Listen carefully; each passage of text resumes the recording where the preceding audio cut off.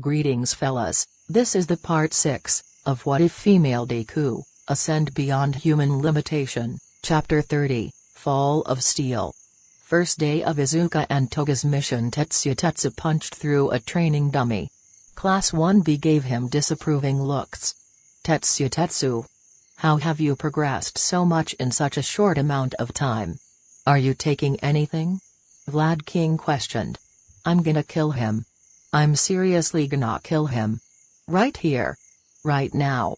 I have not taken anything. Is it hard to believe that I actually progressed? The entire class minus Toga because she wouldn't, and she's not there at this moment, nodded. Tetsu huffed. Okay then. Guess that's how it is. I'm going to need you to take a drug test. Tetsu. I'm sorry, but I simply cannot. You cannot what? The boy stared at his teacher. Vlad King froze up as a menacing aura burst forth from the student. Tetsu didn't even notice he was doing it, he was just filled with hatred at that moment. You can't believe that I, Tetsu, the loser of the sports festival, the dirt at the bottom of Class 1B, could be powerful? Hey man. Calm down. Yasetsu Waste stuttered. You want me to calm down? Tetsu growled, his voice taking on a bloodthirsty tone. Tetsu. Stop this instant, Vlad King barked. And what will you do if I say no? The entire class shuddered. Vlad King gritted his teeth. That's what I thought. Tetsu walked off of the training ground. See you around. You get back here this instant. Sorry, I've got better things to do than hang out with fakes. Tetsu reached the edge of Vlad King's vision. Tetsu. If you don't get back here, I'll transfer you to the Gen Ed course. A few students gasped. Tetsu turned around and stared at the hero. You know what? Fine. The hero was taken aback. I don't think I belong here, in this class. Eraserhead was right. I don't have what it takes to become a hero. So I won't. Tetsu save it. I don't want to be a hero anymore. Tetsu turned back around and stalked off the field. And I don't think I ever wanted to. Vlad King watched the boy go. He brought out his phone and called Aizawa. Hey, Aizawa. You got Hitoshi Shinso in your class, right? So you have 21. Any students you want to get rid of? I have a slot open. Yeah. Okay. We'll send the emails after lunch then. Thank you. Vlad King hung up and turned to his class. Well? Get back to training. Mirko's phone buzzed. She sat with her feet up on the desk of her office. Mirko didn't have an agency. She never needed one, as she was a solo hero. There was All Might with Might Tower, and Night Eye with his big building. Mirko didn't care for it. She had her office located in the penthouse of a large skyscraper. Nobody really knew she was there. It was the perfect location for a sort of secret base. She actually owned the building under an alias. She had businesses use it, but told them not to disturb her in the penthouse. As of now, there were only 3 people who knew she was the owner. A business associate who rented building space for cubicles and such, the pro hero Hawks, and Izuka Midoriya. She had been a bit taken aback when Izuka said she knew where her office was. She supposed the whole league knew then, but Izuka swore up and down that only she knew. Well, she and Kurogiri. He just knew the coordinates to her office, but not her identity. The rabbit hero picked up her phone and turned it on. Her eyebrows furrowed as she saw her notification. An email from Internship request form unable to be submitted? They moved him to Gen Ed. Mirko hurled her phone across the room. It broke on the wall, and fell down into a trash can filled with scrap electronics. Mother of Mirko clenched her fists and took a deep breath. She opened her desk, took out a new cell phone and opened up the email. Okay. Well. I hope they know how much karma's gonna bite them in the ass. Really, Vlad? Suspected of using steroids? Tetsu sat on the rooftop. Hatsum sat with him. They Both slowly chewed on their lunches as they watched the clouds pass by. So, what do you think they're up to? Tetsu wondered. They're somewhere in China, that's all I know. Hatsum said. Tetsu's phone buzzed. He pulled it out of his back pocket. Huh. Well then. What is it? Hatsum asked. Just an email. They're moving me to Gened. What? Apparently, Vlad King thinks I'm taking steroids. Really dumb. He's just being a poor excuse for a living being at this point. That sucks. Oh god, they're gonna bring somebody in there. If it's Mineta, then Toga will skin him alive. Tetsu nodded. Yeah. Damn. That actually is starting to sound bad. Nah. I'd watch it with some popcorn. Tetsu said. Who am I kidding? I probably would too. Hatsum chuckled. Excuse me, Gen Ed students have lunch next period. Monoma strutted out of the building stairwell. Tenya Ida and Momoyae Azu were at his side. Fuck off, asshole. Hatsum flashed her middle finger without turning around. We don't need your idiocy corrupting our relaxation space. Monoma paid no heed and just danced over to Tetsu. So what's it like knowing you couldn't be good enough to stay in the HHRRK? Tetsu grabbed Monoma by the neck and held him over the side of the building. Monoma. You should listen to my friend. Otherwise, I might not be merciful enough to let you get off unscathed. Tetsu set Monoma down. The blonde growled. Asshole. Him and the other two students dashed away. Tetsu sighed. Sorry about that, Hatsum. No problem. I should get back to the lab now, and you should go meet your new class. Tetsu nodded and walked down the stairwell. Hatsum looked at the horizon for a second longer, before following him. Hey there, listener. Welcome to the class. Tetsu walked through the door to Class 1C. He was immediately greeted by Present Mick.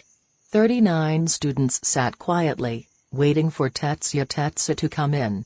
TCH. Whatever. The boy took his seat and class began. It was just the main subjects. There was no hero studies. There was, however, quirk development, aka gym. The class was actually coming up pretty soon in Tetsu's schedule. Alright, listeners. We're gonna head out to Sumitasu's gym. I'll meet you there. The students all filed out of the classroom. As Tetsu was about to walk out last, Nick grabbed him. The hero spoke quietly for once. Look here, little listener. Me and a couple of other teachers, we know something fishy's going on with the whole transfer situation. Is there anything I can do to help? Tetsu bit the inside of his cheek. No. Sorry, sensei. There's nothing that can be done now. Present Mick watched as Tetsu walked away. The hero sighed. This isn't good. They might have just added to the list of giant mistakes heroes have done. He is completely given up. Tetsu arrived at the gym in his civilian clothes. Everybody else stood around in their own gym clothes. UA only provided gym uniforms to the other courses. Gen Ed, as well as support, minus some special cases, brought their own change of clothes for gym. Tetsu immediately heard whispers from his classmates. Did you hear about him? Hero course. Wasn't good enough. I heard it had to do with steroids. Tetsu grit his teeth. News really does travel fast. Sumitasu walked out onto the training ground. Okay, everybody. You know the drill. We'll measure your power, do some physical training without quirks, and then training with quirks. Now get in line. The class filed into a line. Tetsu took the end. The students each took turns punching at a cement wall that the hero had created. They barely even made a dent. PSSST. Tetsu turned to look at one of his classmates. Me? Yeah. You.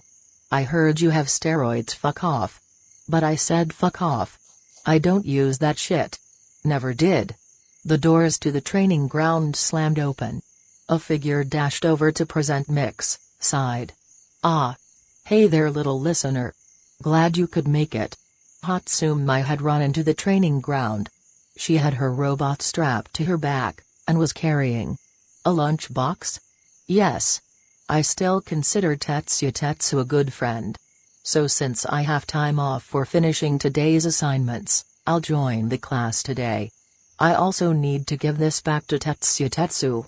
He left it at the support studio. Present Mick nodded and called Tetsu over. Hatsumi pulled the boy out of the training ground for a minute. What is this? We both know I don't have a Tetsu. Come on. I made it for you. The thermos.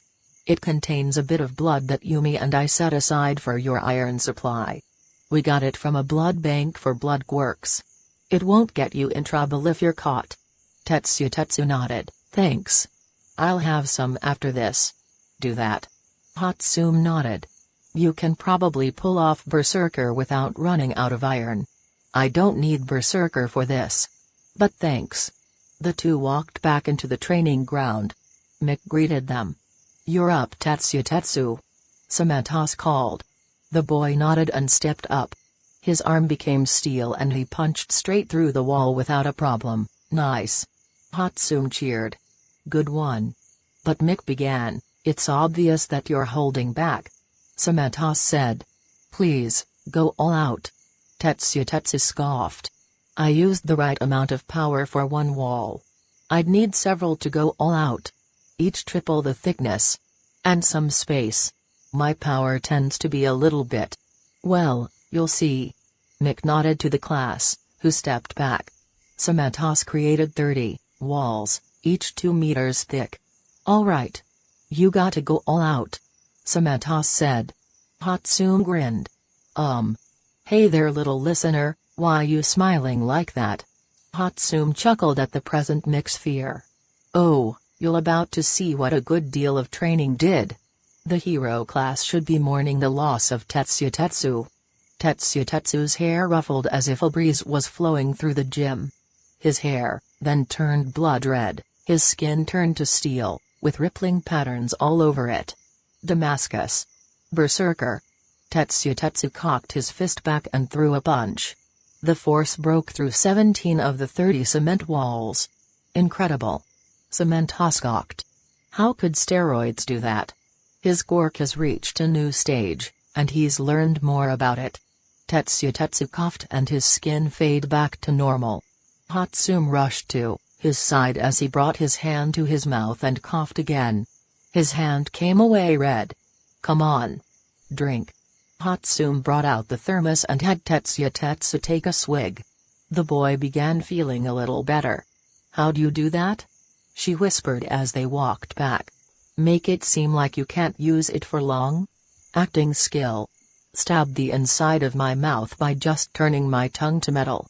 Worked pretty well, no? Yeah. You alright, little listener? Yeah, I'm fine. Just needed a bit of water. The hero nodded. Alright. Carry on. And so the day finished. Tetsu demolished every physical test. Hatsumi came close with her tuned-down inventions. All things considered, Tetsu found her to be a great actor as well. Day 2 of Izuka and Toga's mission. Tetsu tapped his pencil on his desk. The bell rang, and he got up and left. After meeting up with Hatsumi, he made his way to a rundown building. Inside, they took a portal to Mirko's agency. Hey guys. Mirko, what did you like it? I thought it was time for a change. Mirko smiled. Her suit had been altered a bit. The leotard was now connected to her leggings, making it more of a cross between a bodysuit and overalls. She had gotten a haircut. She now wore her hair in a pixie cut. Her ears weren't as straight and tall as normal. They drooped a bit. It seemed more natural. You got a haircut. I like it. Hatsumi squealed. You look awesome. Thank you. Mirko smiled. Now, we need to talk. I'm completely ready for whatever I'm needed for when it comes to the league. No mercy, correct? Hatsumi nodded. Okay. Next. Tetsu. I'm going to lodge a complaint at you. What? Why? For your transfer to Gen Ed. That was uncalled for. No. It's fine, really. I'm planning to leave soon anyway. Tetsu said. Monoma sent me an email. He wants me to meet him on Friday, on the roof of UA. I have a plan. Are you going to stage your own death? Hatsum raised one eyebrow. Tetsu nodded. Yeah.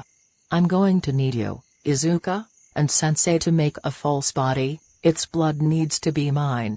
And it needs to be lacking iron. Either way, I'm still lodging a complaint. So tell Izuka that I can't make it tonight. Mirko said. Wait, Izuka will be back tonight? Hatsum nodded. Izuka called earlier. She said she'd be back today with a new recruit. Sound good? Tetsu smiled. Perfect? Tetsu and Hatsum stepped into the League of Villains bar. Kurogiri was busy cleaning glasses, like always. Dabi and Twice were there, as well as Shigaraki. Izuka and Toga sat at the bar next to a woman with red hair. Hey. Hey there. You must be the new recruit. Tetsu smiled. Hey you two, where's Mirko? Izuka asked. She's busy lodging a complaint. Hatsum said. A complaint? Toga raised an eyebrow. To who? UA, Hatsum said. Tetsu gritted his teeth. They pushed Tetsu down to the Gen Ed course. Toga gave a sweet smile that hid a menacing amount of hatred behind it. They did. What? Izuka sighed. That's tough. Guess you can join us full-time though. You got a way to get out of school and your home life? Tetsu nodded. Yeah. But, you'll have to work with Hatsum and Sensei to make it happen. I'll also need Kurogiri's help. The bartender gave a hum of approval. Izuka nodded. Hatsum and I will get to work. I assume you told her the plan, no? I'll learn what I can from her. For now, drinks. But where Izuka gave Hatsum and Tetsu shot glasses of vodka. Live a little. You'll be fine. To a new ally. Magn, I hope that you accomplish what you set out to do here. Magn nodded. Let's change the world. 2 days later. The preparations were complete. Kurogiri was ready on site, hiding on the campus very well. Izuka and Toga were camped out, ready to make sure that the death looked real. Hatsum waited in her lab, making sure that she's be ready to console Izuka and Toga. Tetsu stood on the rooftop. Monoma walked up through the stairwell. So you actually came. What do you want, Monoma? The blonde chuckled. Me? What do I want? I want you to get off your high horse. I don't know how you got stronger, but the sports festival showed that you'd always be weak. Tetsu clenched his fist. You're right. No you don't. Wait, what? Monoma's eyes went wide as tears dripped from Tetsu's face. I said you're right. Is that enough for you? I'm weak. Brought shame to the class. Well, I guess I can take it away too. Tetsu. What are you? I'm doing what I should have done a while ago. Tetsu locked eyes with Monoma. I'm taking it all away.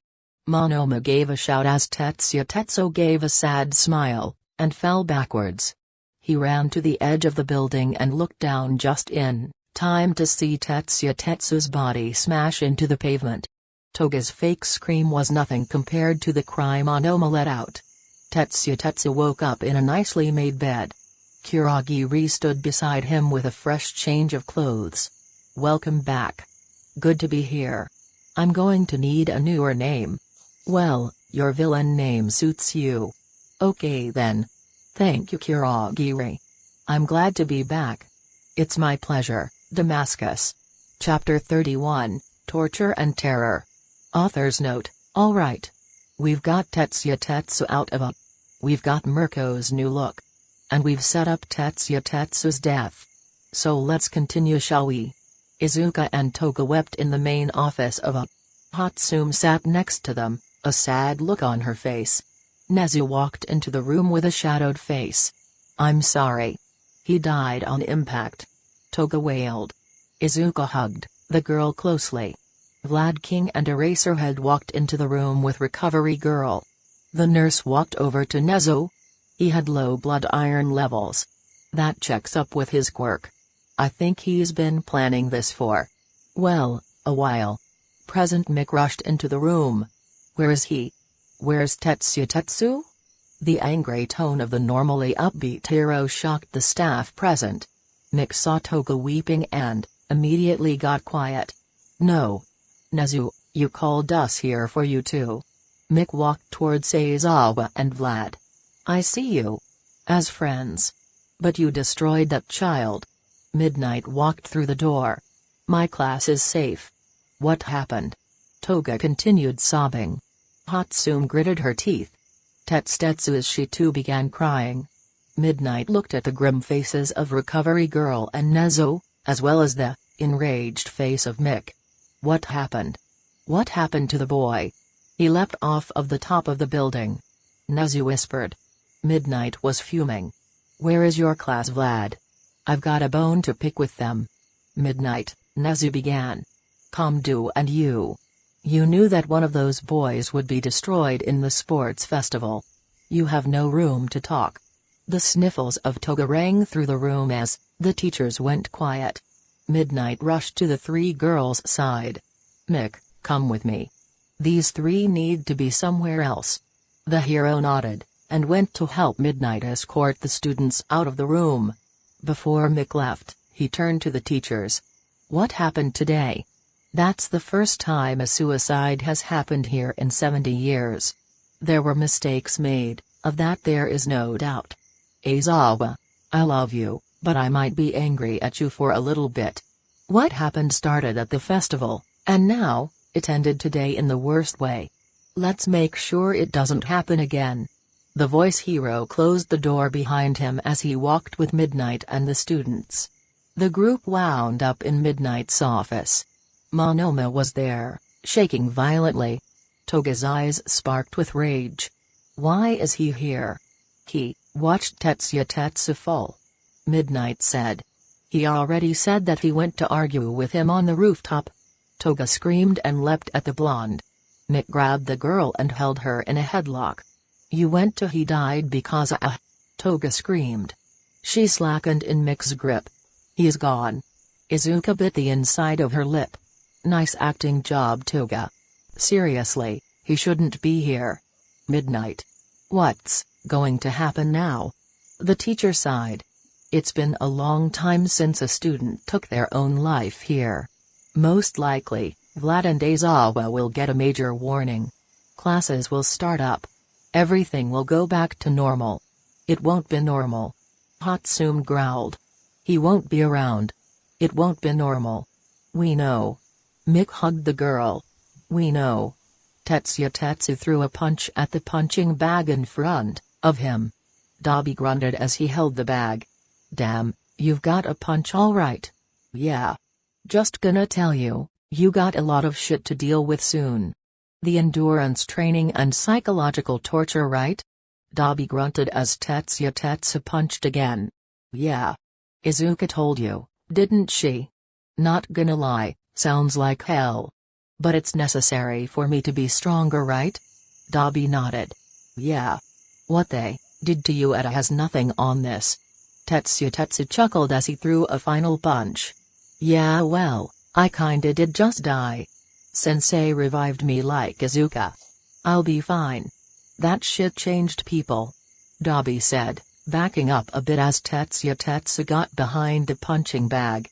Made Izuka batshit crazy. Yeah, but she's still my friend. It's mandatory to do it, right?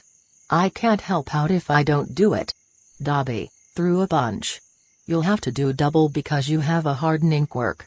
Sensei will force your quirk to activate several times too. Tetsu shrugged. Fine. I'm still gonna do it.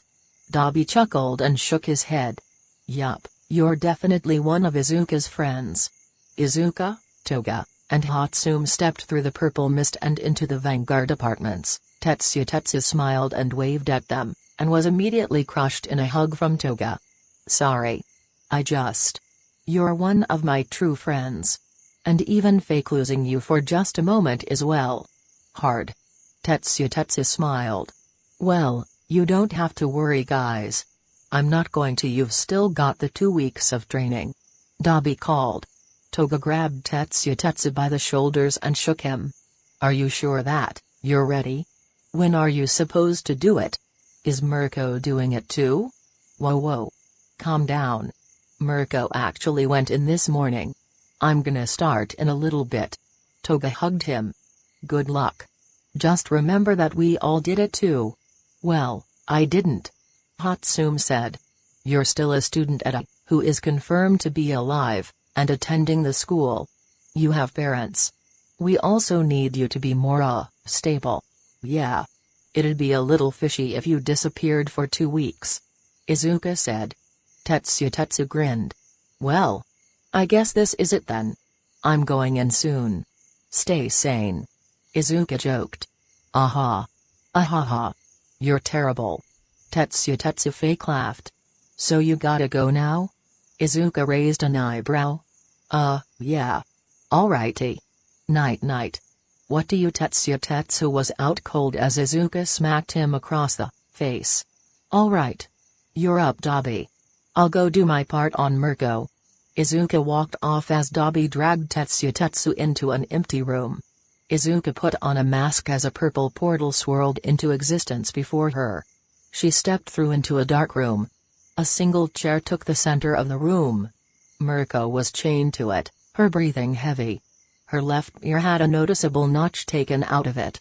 Her once white hair was now matted and gray. I like the new hairstyle, Izuka muttered. Mirko coughed. Yeah. Pretty cool, huh? Izuka stroked her finger over the rabbit's ear. Come now, Mirko. Did I give you permission to speak? The rabbit hero shuddered, and shook her head. Very good. Now what is my name? Izuka. Izuka grinned. Okay. Now what should you call me? Miss Izuka. Good. Izuka drew her face up to Mirko's neck. She kissed once, before biting down. The hero.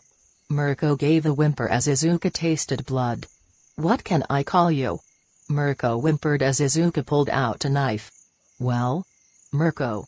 No. I don't like that one. Izuka drew the blade down Mirko's arm. What do you want to call me? Who are you addressing? Izuka asked. Mirko gulped. What do you want to call me? Miss Izuka. I think I'll call you Bunny. Mirko breathed in as Izuka drew the metal across her arm once again. What do you think? Bunny. Yes. Who are you speaking to? Yes, Miss Izuka. Izuka smiled and went to the corner.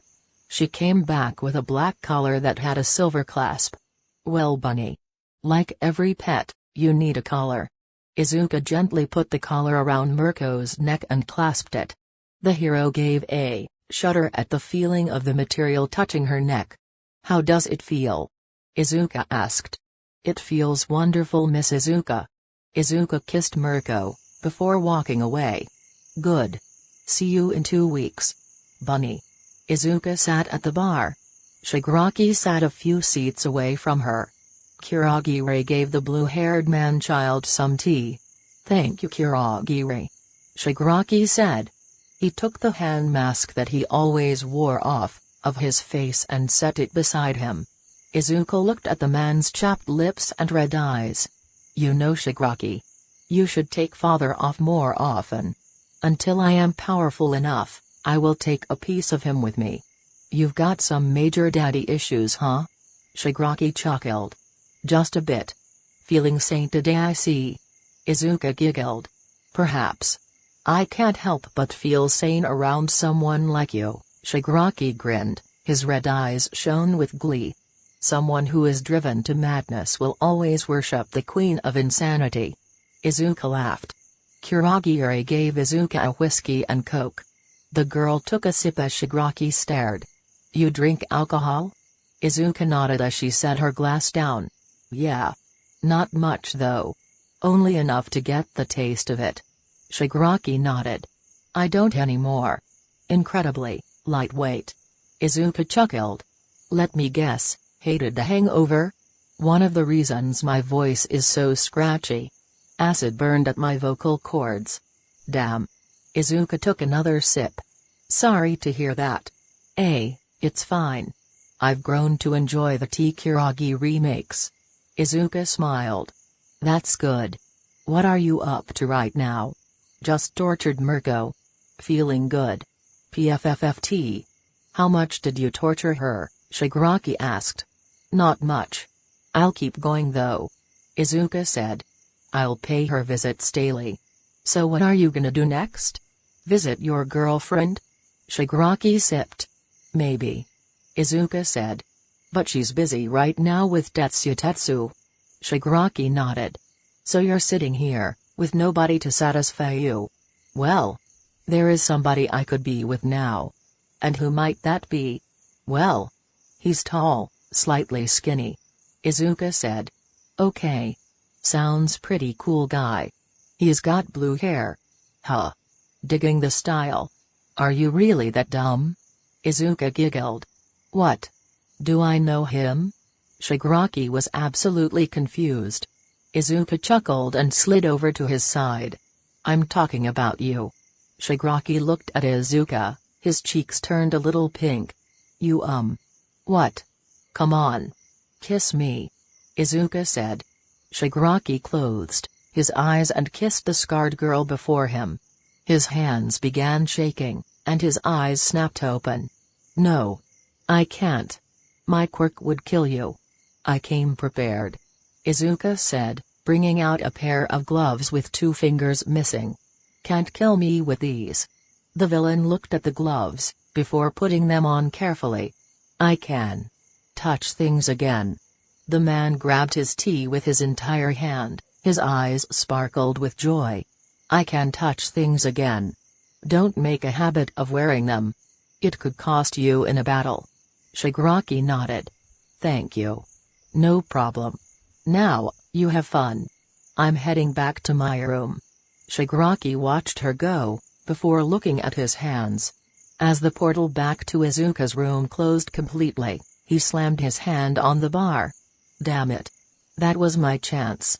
What the hell do I do now? Several hours later today, Principal Nezu announced that he would hold a memorial service in a few weeks' time for a student named Tetsutetsu. Tetsutetsu was a student in the hero course at UA. Izuka switched off the TV as Toga walked in. They're having a memorial service for him. Izuka smiled. Trying to make it look like they cared. Ugh. They're so annoying. Why? What did they do for him? Izuka held her arms out as an invitation. Toga strode over and sat in her lap. Love you. Izuka wrapped her arms around Toga. I love you too. Do you want to go somewhere tonight? Izuka asked, rubbing Toga's back. The blonde sighed. Sure. I need to blow off some steam. Where should we go? How about we stay in Hazo? Closer to home that way. Izuka nodded. All right. Let's go. Izuka and Toga changed into their villain costumes. Minutes later, they were out on the roof. Moonlight shone down softly on the 2 villains as they began moving through the city. So who are we aiming for today? Izuka pondered. Don't care. I just wanna hit something. Izuka grinned. Then you can take point this time. Toga looked at her girlfriend with sparkling eyes. Thank you. The 2 heard a scream and skidded to a halt. What was a red figure popped up on the rooftops? It began dashing towards them. Are you 2 hunting tonight as well? The figure came to a stop before them. Stain smiled at the 2 villains. It's nice to see you again. Stain. Izuka and Toga smiled. It's so good to see you again. So are you hunting? Or no? Izuka nodded. Yeah, Toga's taking point today. Stain nodded. You 2 wanna run with me? Toga's face lit up. Again? Really? The vigilante smiled. Why not? I have a couple of fakes on my list tonight. It'll be nice to have somebody who knows what they're doing. Izuka and Toga smiled. Okay. Let's do it. The 2 villains and the vigilante leapt off across Hazo, eager to fight alongside each other. They eventually came to a dimly lit street. "Why are we stopping here?" Toga asked. "There's a hero agency stated here. Everybody there is on my list." "An entire agency?" Izuka smirked. "What did they do to piss you off?" "The entire agency abuses their status in society and runs a trafficking ring. They've kidnapped and sold many. The public says nothing because of their influence." Stain growled. "Then what are we waiting for? Let's go." Toga grinned. It was an average day for the Heatwave Hero Agency. They had done a lot of business, resolved many disturbances around Hazo, and continued to fake their way around the city. The day was ruined as three figures stepped through the front door. "Hello. How can we help you today?" Everyone in the agency turned to look at the people who just entered the agency. It was only the sidekicks at this point. Them and Heatwave, their leader. "Hello, fake heroes." "Fake? Who are you calling fake?" one sidekick shouted. Heatwave lumbered out of his office. "What's going on holy shit?" The hero's face turned white. "Arrest them. That's Izuka Midoriya, and that right there is the hero killer Stain. Let's go." A mob of sidekicks rushed the three murderers. "The flickering hero, Heatwave." Stain monologued, as a sidekick was cut to ribbons by his sword. "You and your associates have been abusing your status as protectors of the people to fulfill your own sexual desires. Do you have any last words?" "I've got words. But they sure as hell won't be my last. In the name of justice. You are under grug."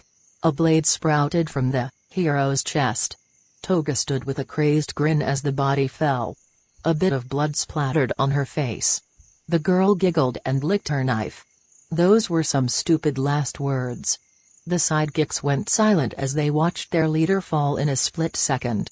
They quickly redoubled their efforts, this time, for revenge. A sidekick appeared behind Toga and grabbed her by the hair. "You girly. You killed the boss, you killed Heatwave.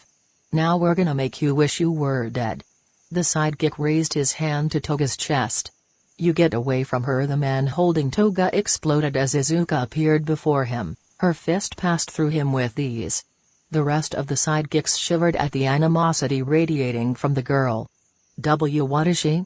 That's an not human. She's a moan monster." Izuka exhaled, and turned slowly. Her gaze made even Stain sweat in fear. "You will not touch her." Izuka disappeared in a flash. All of the sidekicks in the building fell down, dead on the ground. Izuka reappeared next to Toga. "Are you okay?" "Of course I am. You really need to worry less about me." "I will never do that." Stain looked at the teenage couple and smiled. "Those two. They look out for each other." "Stain," Izuka said. The vigilante froze, before chuckling a bit to himself. "What do you need?" "We were wondering. Do you want to join us?" Toga asked. "Join you? In what?" "We are part of a villain group. The League of Villains. Our aim is to take over and reshape the world. We want to make sure heroes are true heroes. We want to make sure that everybody has the same chances. Would you join us?" Stain smirked and walked over to the couple. "You two are two of my favorite people as of late. You piqued my interest when I first met you. Although I am tempted to accept. I think I need a bit more time. But you know what? Take this." Stain unsheathed one of his swords and presented it to Izuka. "When I see you again, be it tomorrow, or years from now, I will join you in your league. This sword, my sword. Let it be a symbol of my promise to you two." Izuka nodded. Toga smiled. "Okay then. Guess we'll see you around?" The vigilante smiled. "There is no doubt in my mind that we will meet again. Until then, I bid you farewell." The vigilante walked out of the destroyed hero agency.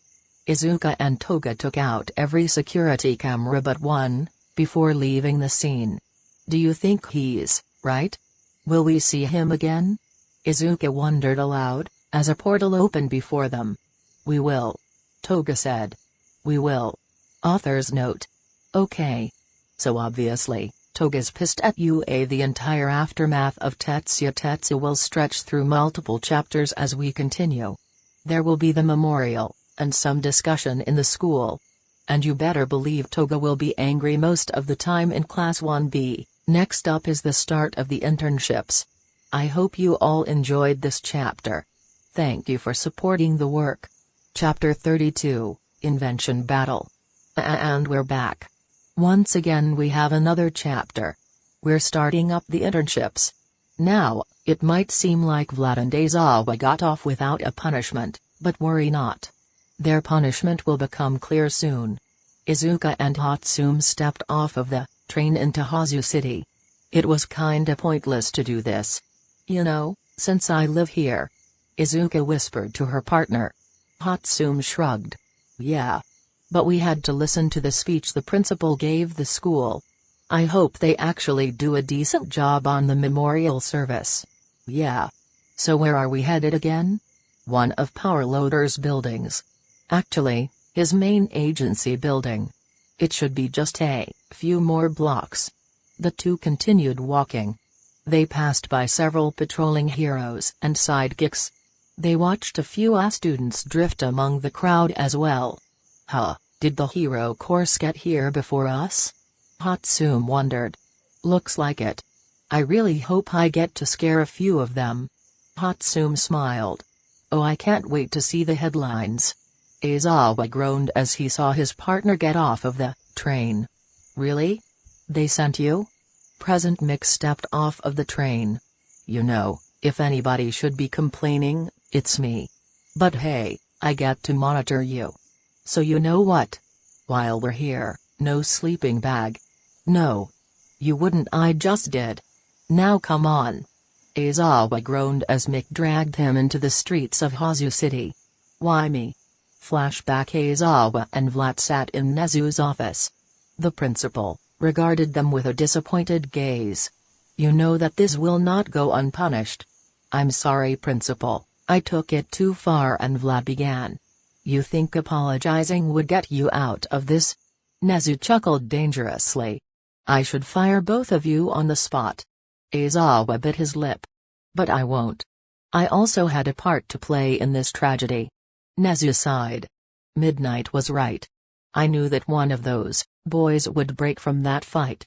I just thought it would make them stronger. I didn't expect your student to be so powerful a racer. I didn't either. I knew he had been training, but what he did looked like a step towards controlling his quirk even more. Aizawa said. Nezu nodded. Regardless, let's get back to the point. You two will be punished. I have a job for you. The principal brought up a projection on his office board. This video was taken last night at the Heatwave Hero Agency. Only this security camera was left behind. What it captured does not bode well. Nezu played the video.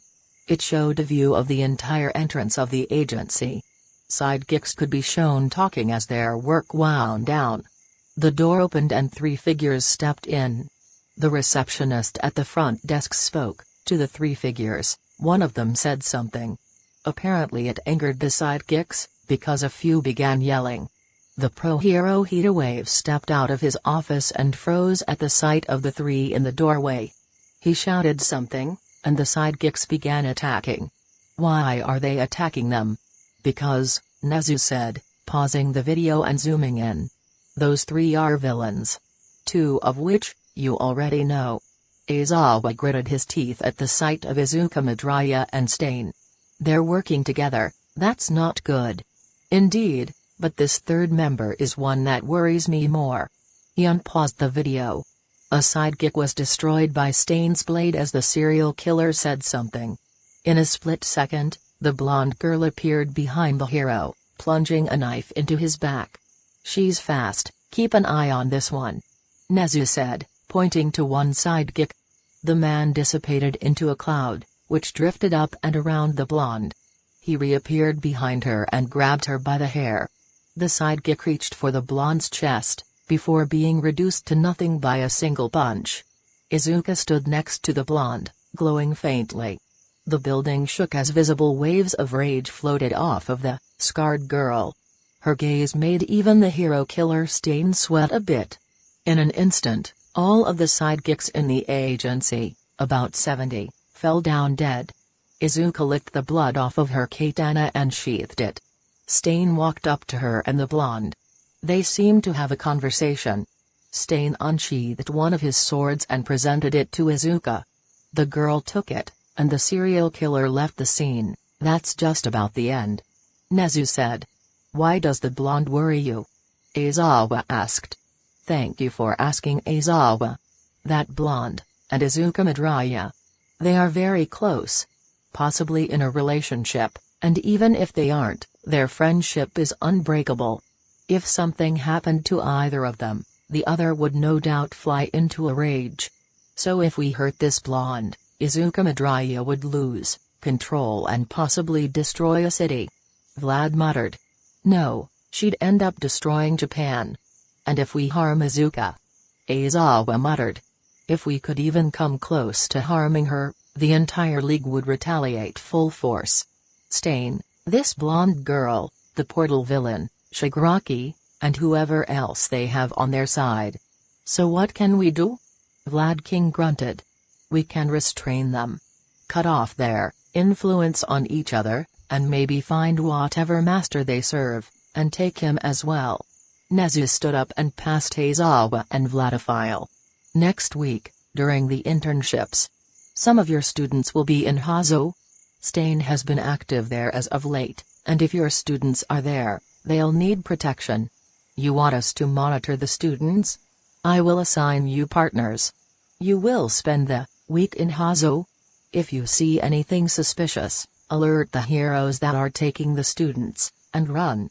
We are clearly outmatched right now, our only option is to protect. Nezu said. Okay. We're on it. Aizawa stood up. I guess I'll start packing. On flashback, Aizawa groaned as Mick dragged him into a hotel. They paid for a week's stay, before going to their combined room. Nezu? You asshole, Vlad, I really hope you get somebody 8 times as bad as me. Vlad King felt a buzzing in his back pocket. He took out his phone to see Nezu calling. Hello sir. I'm in Hazu right now. Good. You'll be working with a student. He got no internship requests and is going to be transferred to your class. Now's the time for you to get acquainted. You're sending a student with me into a death trap? Come now. He can learn a lot from you. Welcome to your week of one-on-one teaching. Vlad sighed as Nezu hung up. Oh, I really hope this won't be too bad. The train screeched to a halt. As the sea of people walked off of the vehicle, a purple mass of grape-like hair moved towards the teacher. So what are you two here for?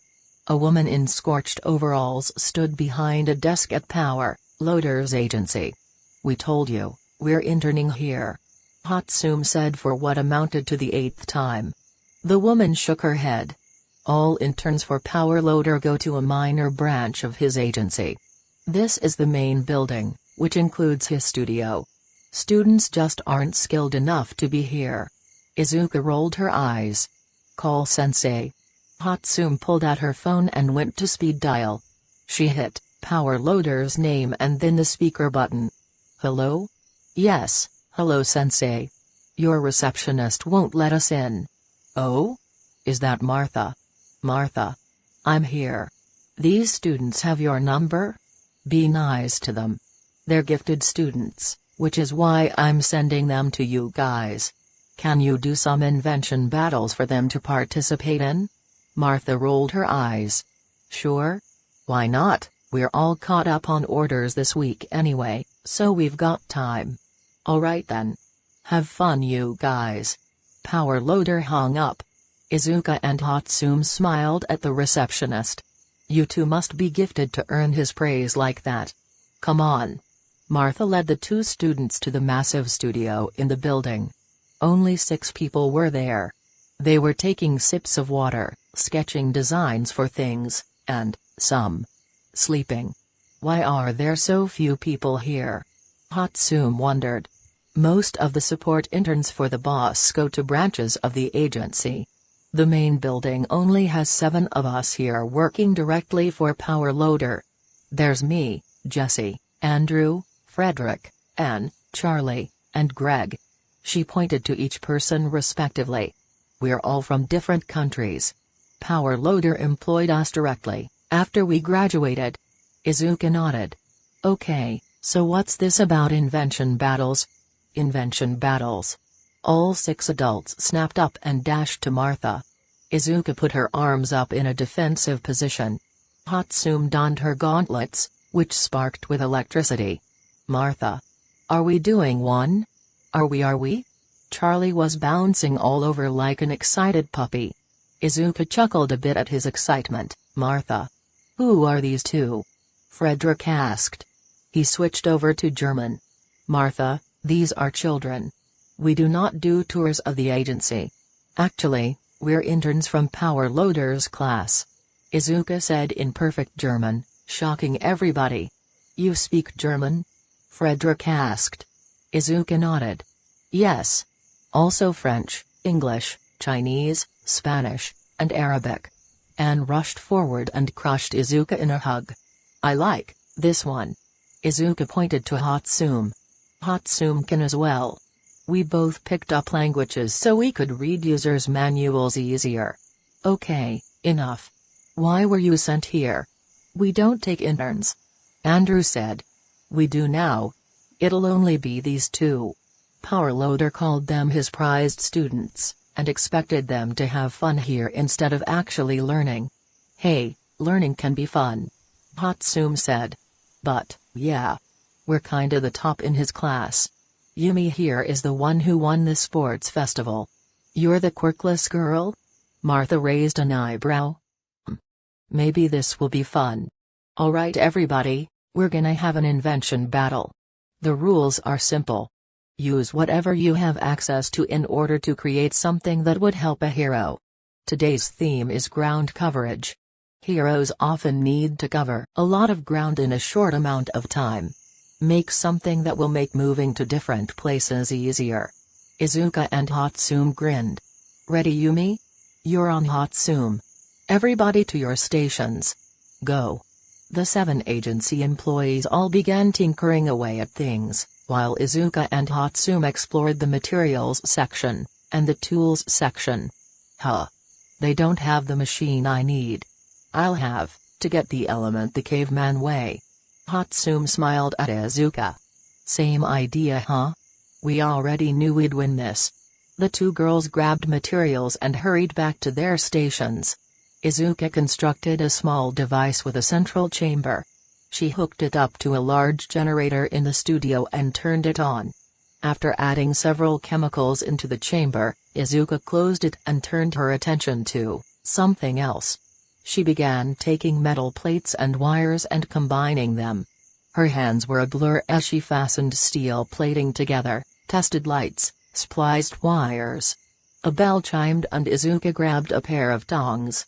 She dashed over to her chamber and opened it. A plume of steam enveloped the scarred girl.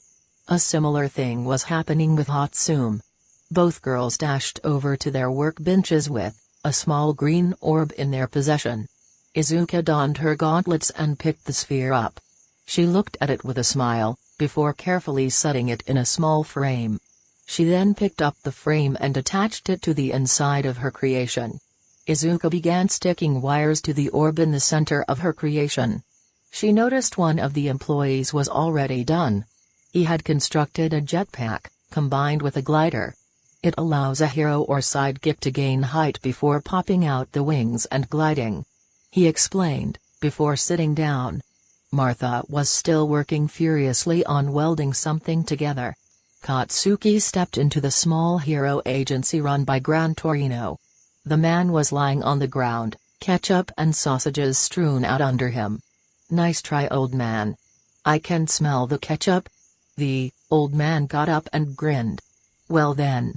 It seems Toshinori picked a competent one. Bakugo grunted. Yeah.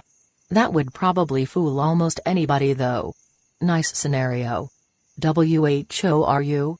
Torino pointed at Katsuki. The blonde sweat dropped. I'm Katsuki Bakugo. He steeled himself. The 9th holder of One for All. I'll make sure that my name is one you won't forget. Gran Torino disappeared in a gust of wind. Bakugo dove to the side. You've got a big personality, that much is obvious. The old hero grinned as he smashed into the space Bakugo had been. Good reflexes. And you've begun realizing how to control your power. So show me what else you can do. Bakugo grinned as explosions popped all over his hands. You're an old man. Orange lightning erupted around the blonde, and he took off. Torino smiled as Bakugo matched his speed. Excellent. Maybe Toshinori is a better teacher than I thought. The pro-hero shifted directions in midair, catching Bakugo off guard. Torino rocketed up and kicked Katsuki in the stomach. The blonde flew into the ceiling, but stopped himself with an explosion before launching back into battle. The two continued to fly around the room. Bakugo landed in the center as Torino approached him from behind. The blonde whipped around and outstretched his arm. A rope of darkness shot out from the back of his hand. Torino's eyes widened and he propelled himself upwards. Bakugo clutched his arm in pain and the lightning stopped. I see why he sent you. Torino said. You've been gifted Black Whip, and will likely gain the quirks of the past holders as well. There's no time to waste. We'll begin the real training right away. Bakugo nodded. Right, sir. I'm ready to go again. Torino leapt upwards as lightning surrounded the blonde once more. Izuka cursed to herself. She didn't have enough wire. She ran into the materials storage and looked for more, before an object caught her eye. It was a suitcase. No doubt with something inside. She slid the case from its shelf and opened it. Inside were two things. One was a dagger. Its pommel was unfinished. The second was a sword. If you could call it that. It was unfinished. Made of copper. There was no crossguard, only a circlet of metal. The blade was bent and chipped. Copper was too soft for blunt force attacks. Holy shit.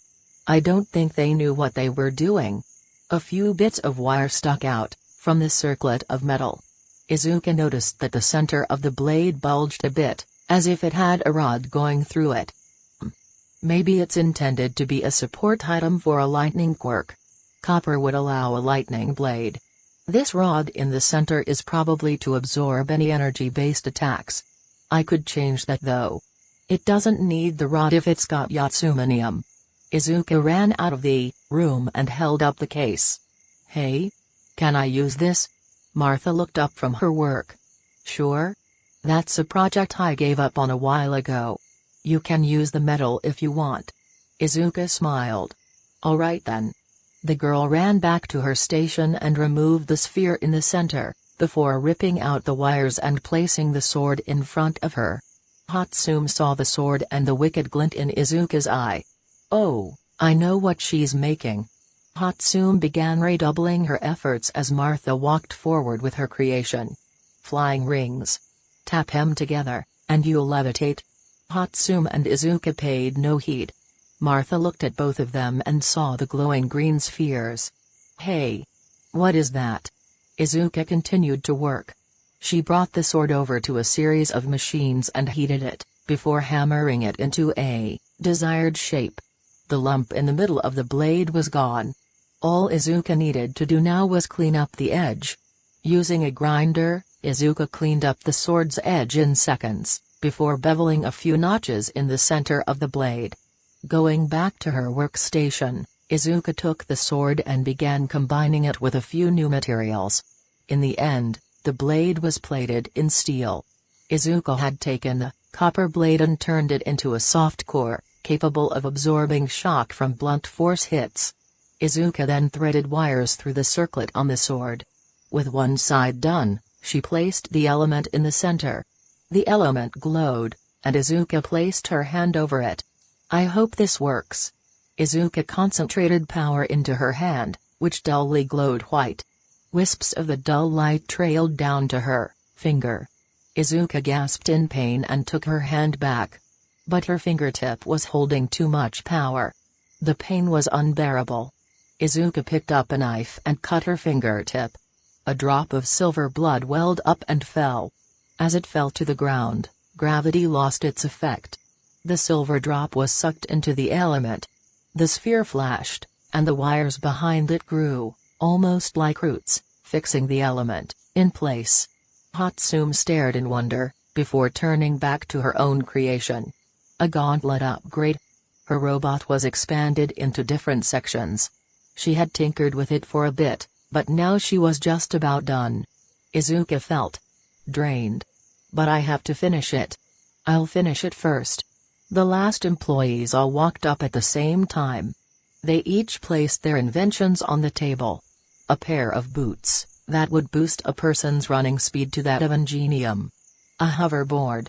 Etc. Those are all basic. Hatsum thought. The pink-haired girl placed her element into a small containment frame. After tapping a few buttons on her robot's exterior, it hissed, before coming back together. The robot whistled happily. Hatsum smiled. It worked. She walked over to the table of inventions and set her robot down. Izuka looked at the sword, before taking the metal plating she had. In the next hour she had molded the plating into a scabbard. She brought her sword to the table and set it down, before collapsing. Hey! You okay there? Martha caught Izuka, who smiled up at her. I'm fine. Just need some water. The woman nodded, before getting Izuka a water bottle. Here. Drink. Izuka downed all the water in the bottle and stood up. Hey. You ran out of energy after that much work.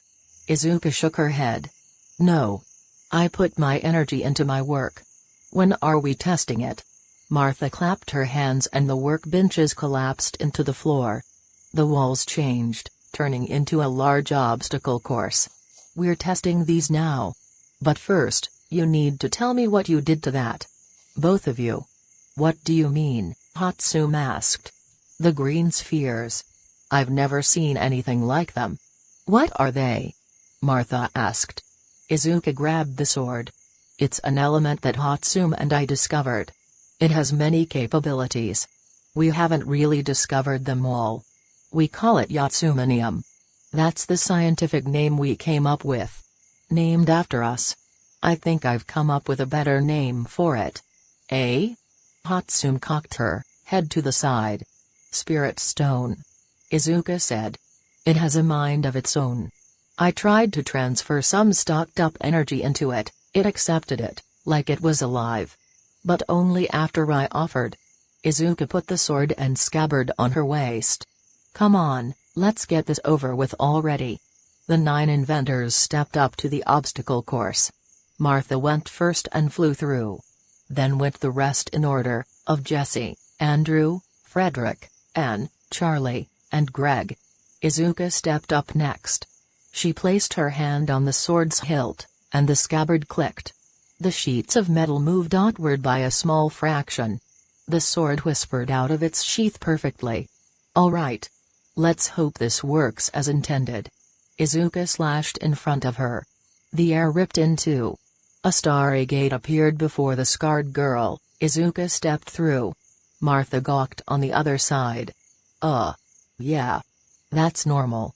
Hatsum'll do the same. Izuka yawned. Seconds later, Hatsum warped right into the spot next to Izuka. Martha fainted. Izuka turned to Hatsum. So I guess we won the first day? Chapter 33, Bonding. 4 days ago Mirko woke up strapped to a chair. It was the first day. Huh.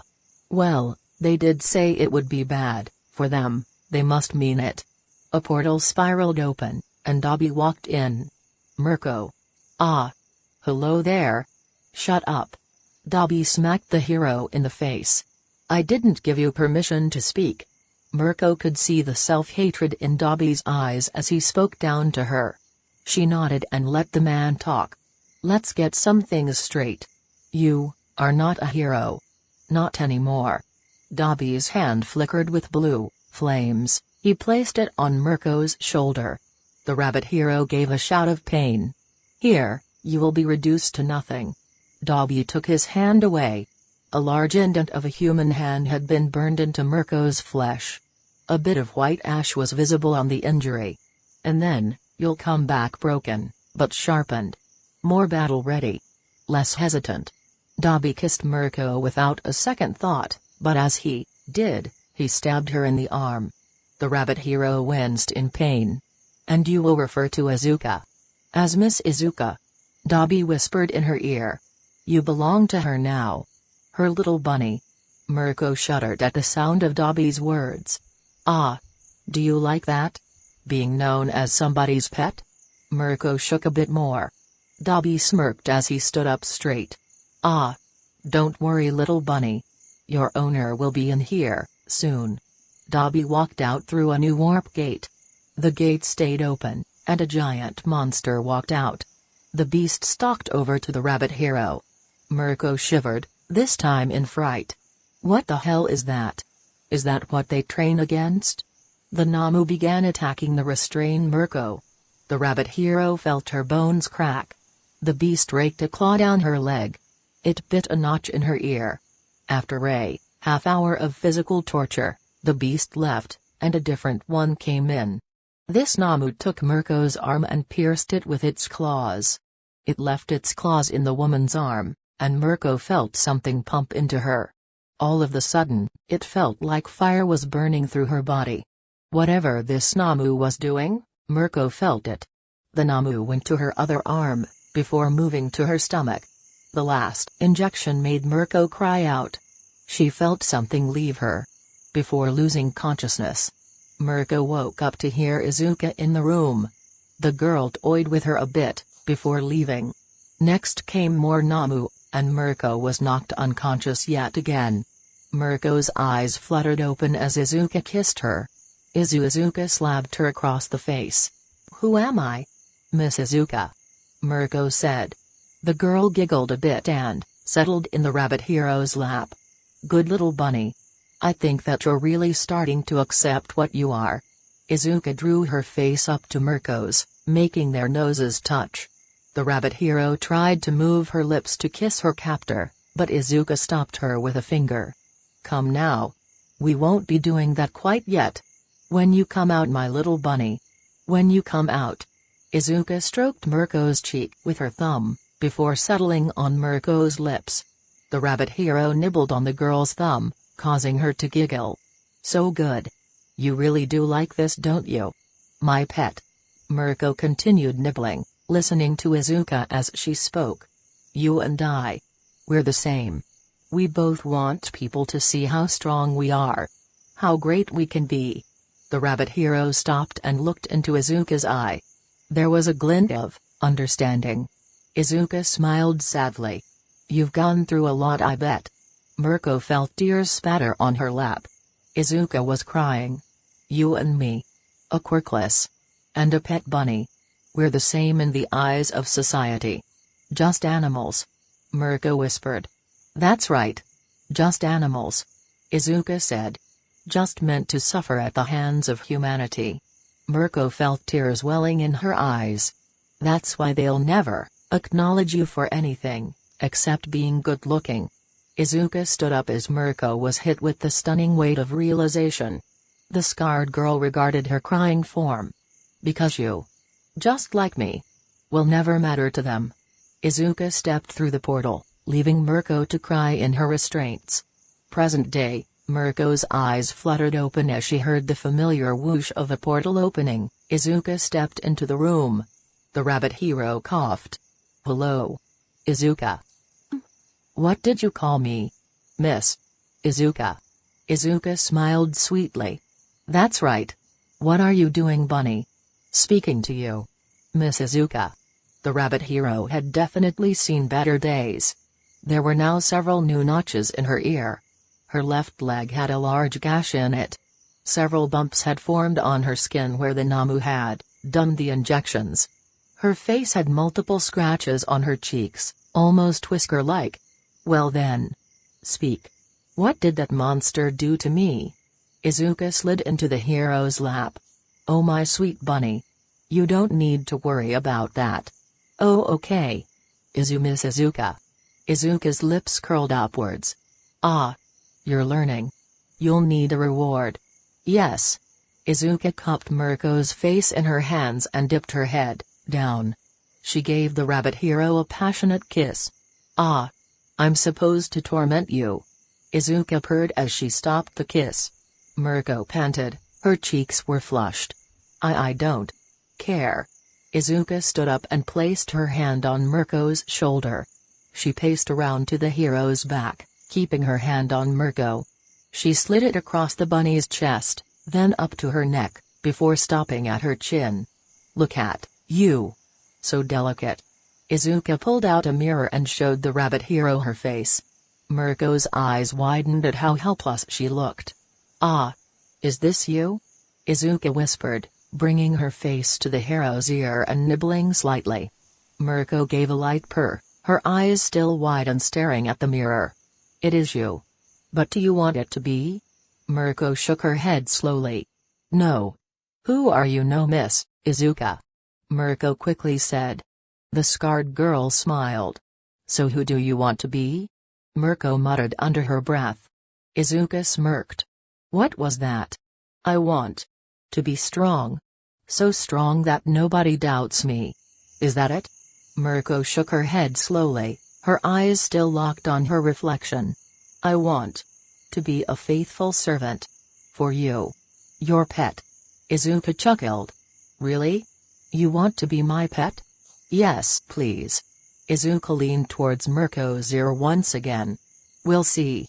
Izuka took her hand from Mirko's body, and walked to the front of the hero. I'll see you tomorrow. Bunny. Izuka stepped through a warp gate which spiraled out of existence as she passed through. Mirko slumped. I'll be yours. Bakugo lay on the couch in Gran Torino's agency. It was late, the man had gone to bed an hour previously. Bakugo was studying his hand. How do I use you? In response, darkness swirled from his hand. He felt a switch. Sort of how he felt One for All. He let the switch remain on as the shadows curled around the back of his hand. He smiled as they waved back and forth, as if saying hello. Well then. I guess I could just get to know you better. Bakugo turned the switch off, and the shadows seeped back into his arm. He softly smiled and closed his eyes. Just you wait, Izuka. I'll bring you back. Bakugo opened his eyes to see a line of people. Each watched two men with white hair struggle back and forth. One wore a black business suit. The other wore jeans and a tattered t-shirt. The man in the suit grabbed his opponent by the head and forced him down to his knees. The man in the suit burst into shadow and disappeared. The other man got to his feet and walked towards Katsuki. You. Goro already passed his on to you. You have no time. No time to worry about her. Bakugo's vision went white, then faded to black, and he woke up panting. Izuka stood over her workbench. The invention battles had been called off, as Hatsum and Izuka had the advantage of knowing how to create Yatsumanium. Izuka was running through the steps of how to obtain the element. You need to build the machine to those exact measurements and specifications. You must use silver wire. And you must use only the measurements listed by the chemicals. Otherwise, you could cause a very large explosion. Explosions are fun. Hatsum zoomed past on her robot. Hatsum, calm down. Izuka shook her head. You're right. Sorry. The employees of the agency looked at Izuka's measurements and notes, before nodding. This'll take a few tries. But we'll get it. Martha said. Thanks for teaching us. Izuka smiled at the woman. No problem. Anything you want me to do now? We'll be working on this, so you can take a break, or work on a project you want to work on. The time is yours. Izuka bowed. Thank you. The employees all began working on making the machine to isolate Yatsumanium. Izuka grabbed Hatsum and dragged her over to the workbench. Hatsum. Have we ever tried giving any of the League members some Yatsumanium? Hatsum shook her head. No. Although, it would help Portal Guy. Kuragiri? He can already make portals though. You discovered the element's power channeling capabilities. If he had it, He could control his portals better, and maybe do more. Think of the possibilities. Izuka looked at the sword. Then I'll give it to him. I need to talk to Shigi tonight anyway. Have fun. Hatsumi smiled. Yeah. Izuka chuckled. Bakugo dodged a kick from Torino. The man activated his quirk and changed direction midair. Come on. Bakugo muttered. Orange lightning crackled around him. Come on. Torino whipped towards the boy. Bakugo ducked and deployed Black Whip. Shadows danced over his arms and moved to wrap up the old hero. The old man sped out of the way. Bakugo recalled the shadows into his arms and dodged again. This time he threw a punch at the wall, making a blast that caused an indentation to form. Torino saw this and smirked. Manipulating the area around us to throw me off. He's got a good head on his shoulders. Torino stomped on the indent and continued to leap around. His trajectory changed by just the slightest bit. Bakugo aimed another punch at the wall, making another indent. He opened his fist and let off an explosion. The recoil propelled him out of the way of Torino. The man landed on the ground and Bakugo leapt at him. You're mine now. Gran Torino leapt up, barely dodging out of the way of Bakugo's attack. A small explosion hit his cape. Torino landed on the ceiling and leapt back down, landing a solid hit on Bakugo.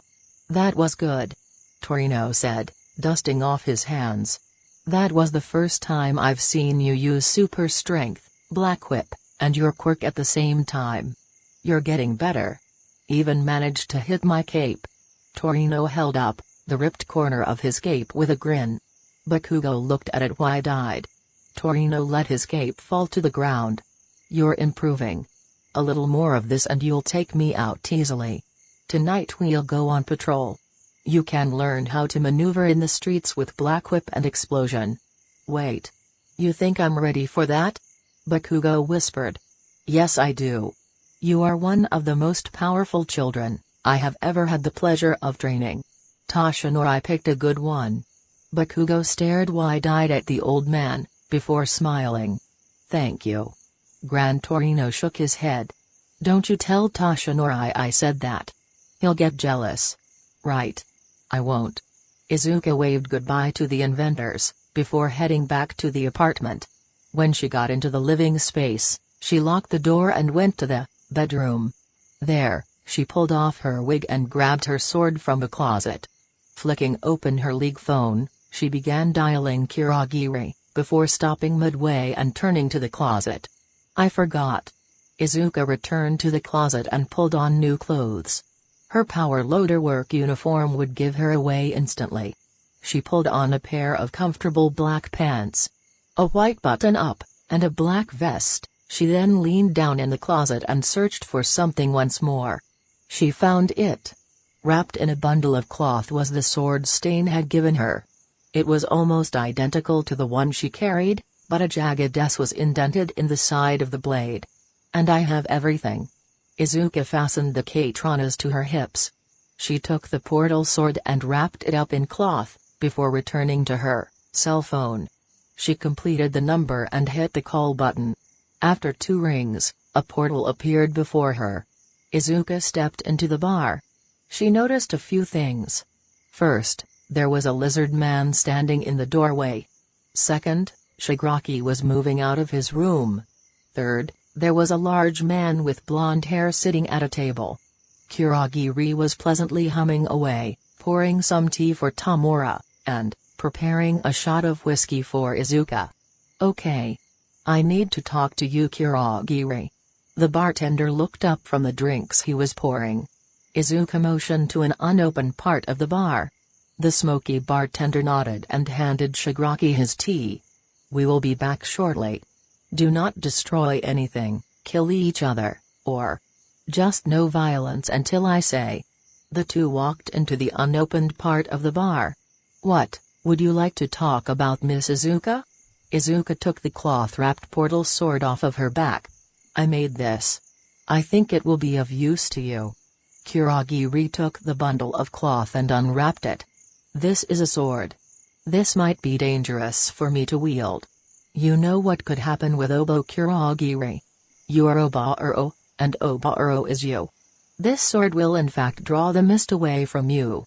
But, if you can come to terms with that side of you, it will make you more powerful. Kurogiri sighed. I don't know. I never thought that we could. Miss Izuka. Would you speak to him? Izuka put her hand on Kurogiri's shoulder. Of course. Kurogiri's eyes closed. The mist surrounding his head drifted to his arms, revealing the face of a young man with crystal blue hair and blue eyes. What, Kurogiri, let me? No. You let yourself come out. Izuka said. Obaro Shirakumo looked at the scarred girl. You are part of the League. What do you mean by Obaro? Listen. Izuka pointed to the sword on the table. That sword will cause you and Kurogiri to merge into one being. You need to accept each other. Otherwise one of you will be destroyed.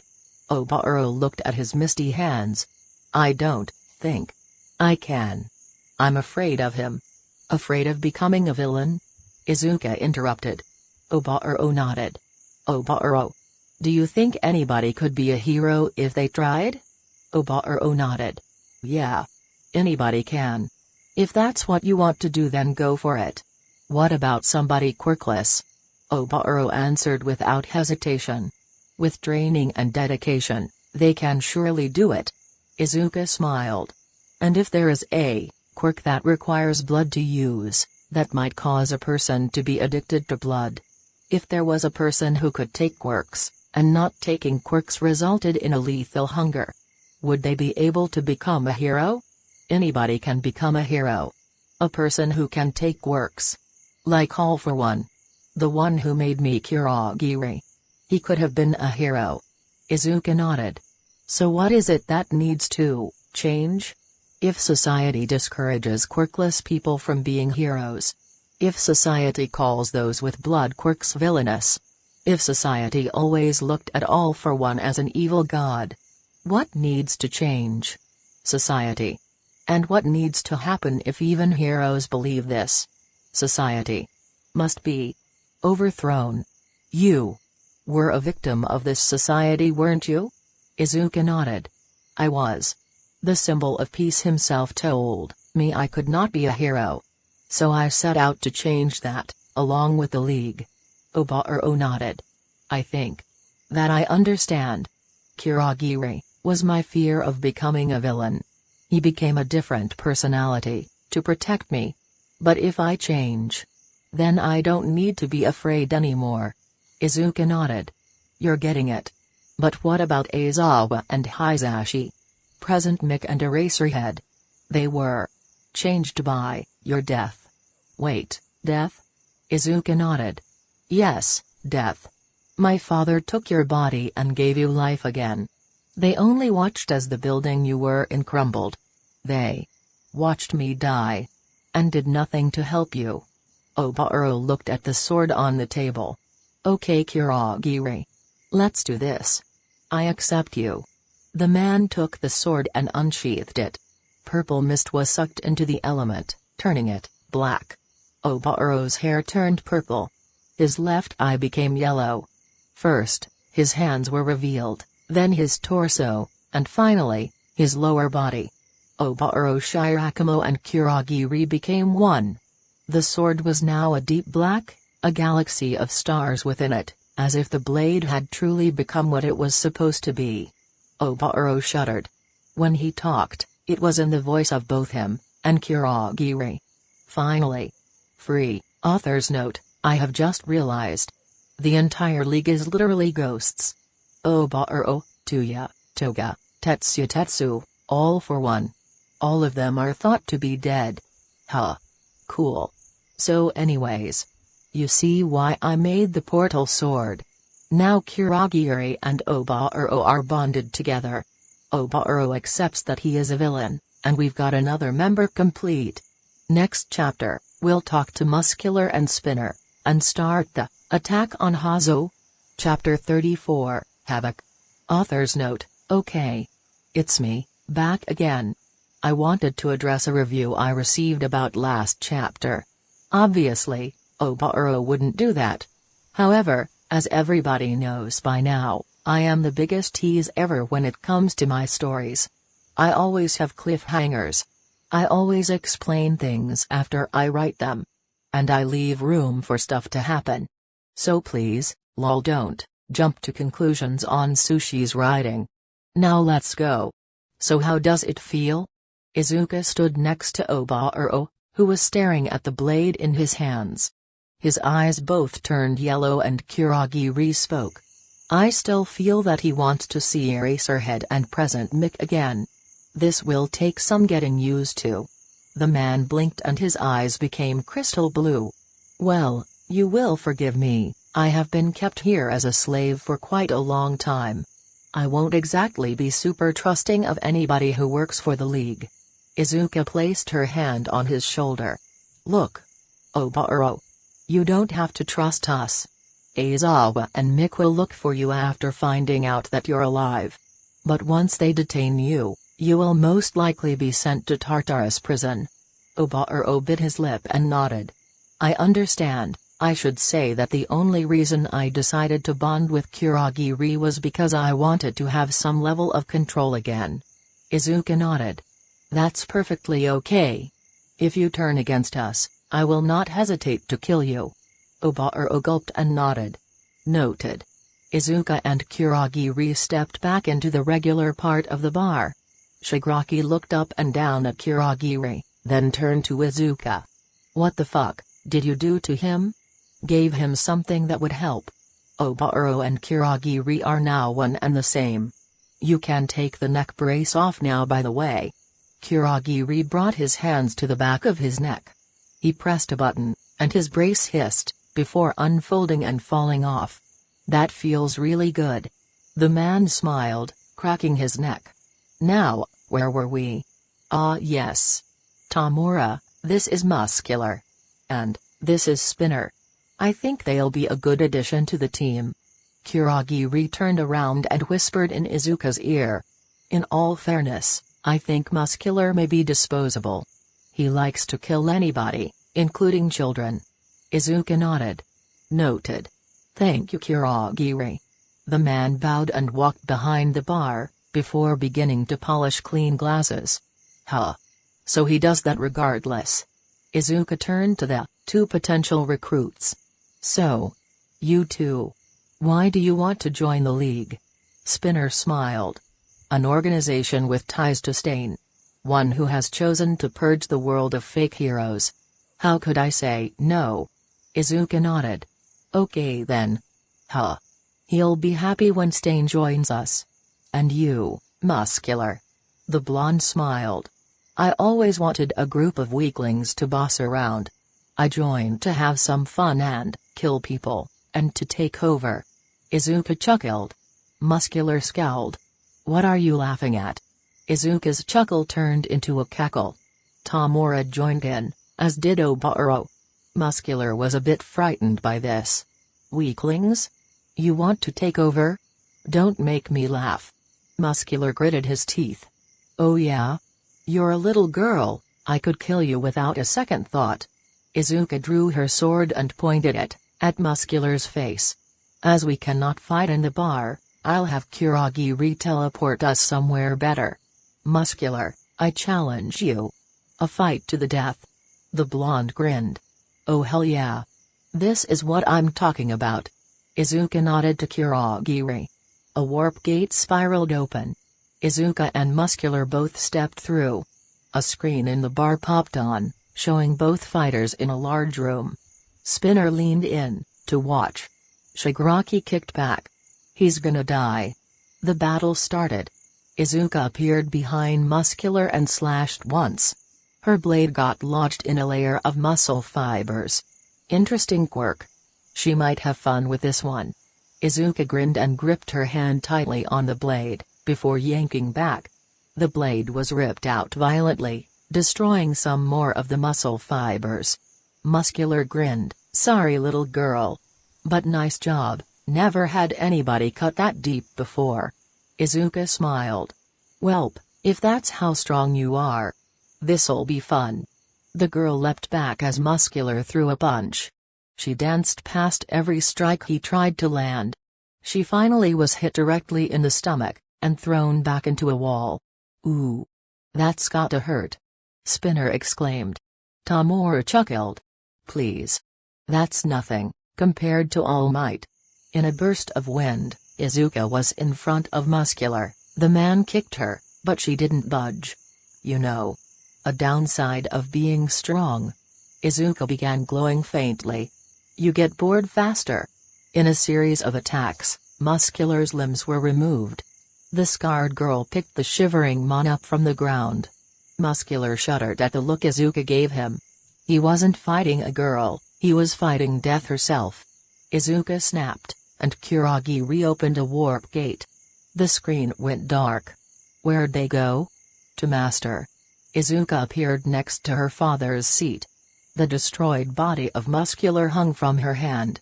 "I have brought you a quirk, father," Izuka said, throwing the man on the ground. All for One smiled. "Ah. Did you get on her bad side?" Muscular whimpered. "Oh, don't worry. I have plans for you." Izuka appeared back in the bar, her clothes were covered in blood. Spinner regarded her with a terrified expression. Tamura coughed. "So I take it that you didn't just want to talk to Kuragiri?" "Yes. I wanted to talk to you." Izuka slid in front of the villain and brought her hand up to his cheek. "And Master? We're attacking Hazu tonight." "Oh? We need Stain. And several heroes are going to be looking for him. I already know. I overheard the guys at Power Loader's agency talking about it." Tamura nodded. "Okay. How many are going?" "It's you, me, some Namu, and Dabi," Izuka said. "You good with that?" Shigaraki nodded. "Yeah. That's good." Izuka slowly pulled father off of Shigaraki's face. "Good." The two kissed. Shigaraki took father back after they were done and placed it upon his face once more. "Let's go." Manuel walked through the streets of Hazo. Tenya Ida was by his side. They weren't looking for anything in particular, just on patrol. "So, what are you planning to do after graduating?" "I'll take over the agency. As Tensei cannot walk anymore. He cannot be a hero." Manuel smiled. "Hey. Don't say that. You know. He can still be a hero. It's not all about fighting crime." "Really?" Tenya asked. Manuel nodded. "My cousin was diagnosed with cancer at a young age. It was already past the stage of treatment. There was an old retired hero there. He had also been diagnosed with an illness. That's why he retired. I remember him talking to my cousin. He said that even though he had been diagnosed with an incurable illness, he wouldn't give up. He said that if the doctors couldn't do it, then you had to do it yourself. That was the day her quirk manifested." "Her quirk?" "My cousin's quirk allowed her to find treatments for any disease she came in contact with. It's a miracle, which is why she became a doctor. As it turns out, she was able to treat herself, and the man who inspired her. He died several years later. But even though he was a pro-hero at one point, I think that was the most heroic act one ever saw someone do." Tenya nodded. "That's really moving." A crash sounded from down the street. "Yeah. It is really moving. Remember that while we check this out." Both began running towards the disturbance as screams began sounding around Hazu City. Tamura stood alongside Izuka, Kuragiri, and Dabi on a water tower. He inhaled the city air. Such a beautiful night to cause chaos. Izuka grinned. Dabi shrugged and pulled on a cloak. "We'll head out." "Let's go, Izuka." The two leapt off of the water tower and into Hazu City. Tamura watched them go. "Kuragiri, remind me to find something nice to get for Izuka." Gran Torino and Bakugo sat on the train heading for Hazu City. They were both in costume. Bakugo's costume was different from his original idea. He had found Izuka's costume idea a while ago, and merged his own with it. He now had a green jumpsuit with black stripes. On his hands were a pair of gauntlets. They were styled to look like grenades, but a little smaller than his original suit idea. On his face was a metal face guard. It looked sort of like a smile. He hadn't drawn it up yet, but he had a large green hood, with bunny ears atop it. Izuka's design had been so much like All Might. He hadn't even noticed until he put it on. On Bakugo's feet were a pair of black combat boots. His waist held 3 small grenades that were connected to some tubing. The tubing harvested sweat and filled the grenades so that he had ready-to-use gadgets on the fly. Torino still wore his white and yellow costume. There was no change in his look. The old hero was currently snoring in his seat. In an instant, his eyes flew open. "Everybody get down." The people in the train car dove onto the ground. A hole was punched through the side of the train car.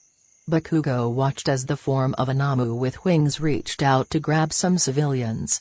"Namu. But come on, kid. We gotta go." Torino rocketed into the face of the monster, kicking it out of the train. The civilians cheered him on. The old hero raised his hand. "Relocate to another car. This one is compromised and riding upon it could result in serious injury. Remain calm, and trust that you will be at your destination shortly." Gran Torino turned to Bakugo. "Let's go, kid. You want me to come with you?" The aged hero nodded. "Yeah. If it was anybody else, I'd tell him to stay. But these civilians have discovered you're the best student I've taught. You should be here too." Bakugo nodded and stepped up to the side of Gran Torino. He looked out over the havoc of Hazu City. Blue flames had engulfed the west side. Explosions sounded in the other districts. Screams could be heard everywhere. "Welcome to Hazu, kid. Let's get moving." Tenya dodged a strike from another Namu. There were 3 this time. They didn't seem as powerful as the one at the USJ, but they were definitely powerful. "Manuel. We should focus on getting everybody to safety. I'll check the other districts." The hero looked at him incredulously. "You sure?"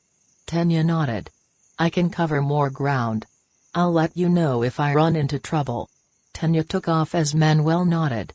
He sprinted through the streets of Hazu at high speed, until he heard a scream from an alleyway and skidded to a halt. "Is it the hero killer?" Tenya changed direction and ran into the alleyway. There he found the hero killer, his katana in hand. "Hero killer." Stain vanished and Tenya ducked. His helmet was knocked off by a kick. A child in a hero's suit? Is the association running out of heroes now? "I am the brother of a hero who you crippled. I am the brother of Ingenium, and I am here to stop you because he can't anymore. I will end your reign and make sure that you never harm any heroes again. Shouldn't you be worried about him first?" Stain pointed to the unconscious form of the pro-hero native. A true hero would make their first priority rescue, and not combat. "So come at me, child. If you believe that you can defeat me, then do it." Izuka took a step forward. "Don't be stupid, Tenya." Aizawa walked up next to his student. "Mr. Aizawa. You got it, little listener. Present Mick. Why are you two? We're here to keep watch over the students. This one's been working with Izuka Midoriya. And I cannot have you die. Ah. Eraserhead. I'd see you as a true hero. If you didn't judge everybody. You don't like publicity, you only wish to stop crime. Whatever crime I can stop, I will. And I won't let you lay a hand on my student." Aizawa leapt forward. Stain swung his sword, only for Aizawa to block it with his scarf. "Ah. You have true conviction. I hope you can prepare your students for what's coming." The hero killer jumped out of the way as a fist made of blood smashed into the place he had been standing. Vlad King and Minoru Mineta stood at the entrance to the alleyway. "Need some help?" Stain grunted and leapt forward. "Too many heroes. Damn. I really wish one of them was here right now." Stain leapt out of the alleyway and into the open road. A spear of fire flew towards him, and he ducked. A wave of ice came next, from the opposite direction. Stain leapt over it and fell into a defensive position. Endeavor. And that must be your son. Shido and Denji Todoroki walked towards Stain from different ends of the street. He was surrounded. Surrender Stain. Aizawa, Mick, Vlad, Mineta, and Tenya ran out of the alleyway. Stain's eyes glinted as he saw Native being carried by Tenya. So you took my advice. Well, it's a first step. Aizawa, Endeavor, and Vlad, King rushed Stain. The vigilante dodged expertly. The four whirled around in a frenzy of attacks. Tenya rushed in at one moment, only to almost be killed as one of Stain's katanas passed by his face. Why can't I go? Huh? Bakugo stood on a rooftop with Gran Torino. Black Whip was extended from his arm. The hero alongside him was on edge, as if expecting something to attack out of nowhere. Asked Manuel where you had gone to. You never can stay out of trouble. Stay out of this. And what about our teachers? Tenya shut his mouth. Tenya, they're here because we're in serious danger. We need to let them do their thing. Aizawa was backhanded across the road. He landed in a building wall, before leaping back into battle. Bakugo grunted. Focus on helping them recover. If you really want to take Stain down, you should do it like that, instead of getting killed. Tenya gulped as Bakugo released him and pulled up his hood. Be careful, kid. Gran Torino said. I don't think Stain will be alone for long. I'll keep that in mind, sir. Bakugo disappeared in a flash of lightning, appearing above Stain in a flash. The hero killer grinned. Hello. Who are you? Bakugo spun around and delivered a falling axe kick. Stain dodged and threw several knives at the hero in training. Bakugo blasted them away with explosion and ejected Black Whip. Endeavor stared at the boy fighting with Stain. Multiple quirks? Aizawa, I have no idea. But he's winning. Support him however you can. Bakugo spun around, twirling Black Whip around his body before lashing out. The whip struck the ground, and made a 7-foot deep crater. Stain smiled. Well well. Exciting. The hero killer flipped over another strike, before finding himself stuck to the ground. What the now, Todoroki? A wave of ice encased Stain.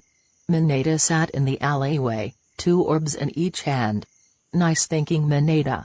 Todoroki breathed. Bakugo nodded. That will hold him for now. We need to check up on Native. Bakugo began, walking away from the frozen vigilante, before his senses screamed for him to duck. Gran Torino voiced what his instincts couldn't. Look out behind you. Bakugo leapt up as Izuka slammed into the ground. Oh? Who's the grandpa? Gran Torino shuddered. Those eyes. Izuka had the same eyes as All for One, before All Might defeated him. Who are you, girl? Gran Torino rocketed into the fight. His kick was caught by Izuka, All pivoted and threw him towards a wall. The hero stopped himself with his quirk, before rocketing around again. That quirk. You're the fake's teacher. Izuka's lips curled into a smile. Gran Torino. Who are you? I know those eyes. You can't have possibly returned. My eyes? Oh. I know. Izuka sheathed her sword and disappeared, before reappearing with Mineta in hand. She placed her hand atop the midget's forehead. You mean Dad, don't you? Dad? Izuka leapt out of the way, leaving Mineta as Aizawa attacked. Oh. I really wanted to kill him today too. But I do have to save Mr. Stain. Izuka disappeared in a gust of wind, before reappearing next to the trapped vigilante. A cloaked figure leapt from the rooftops.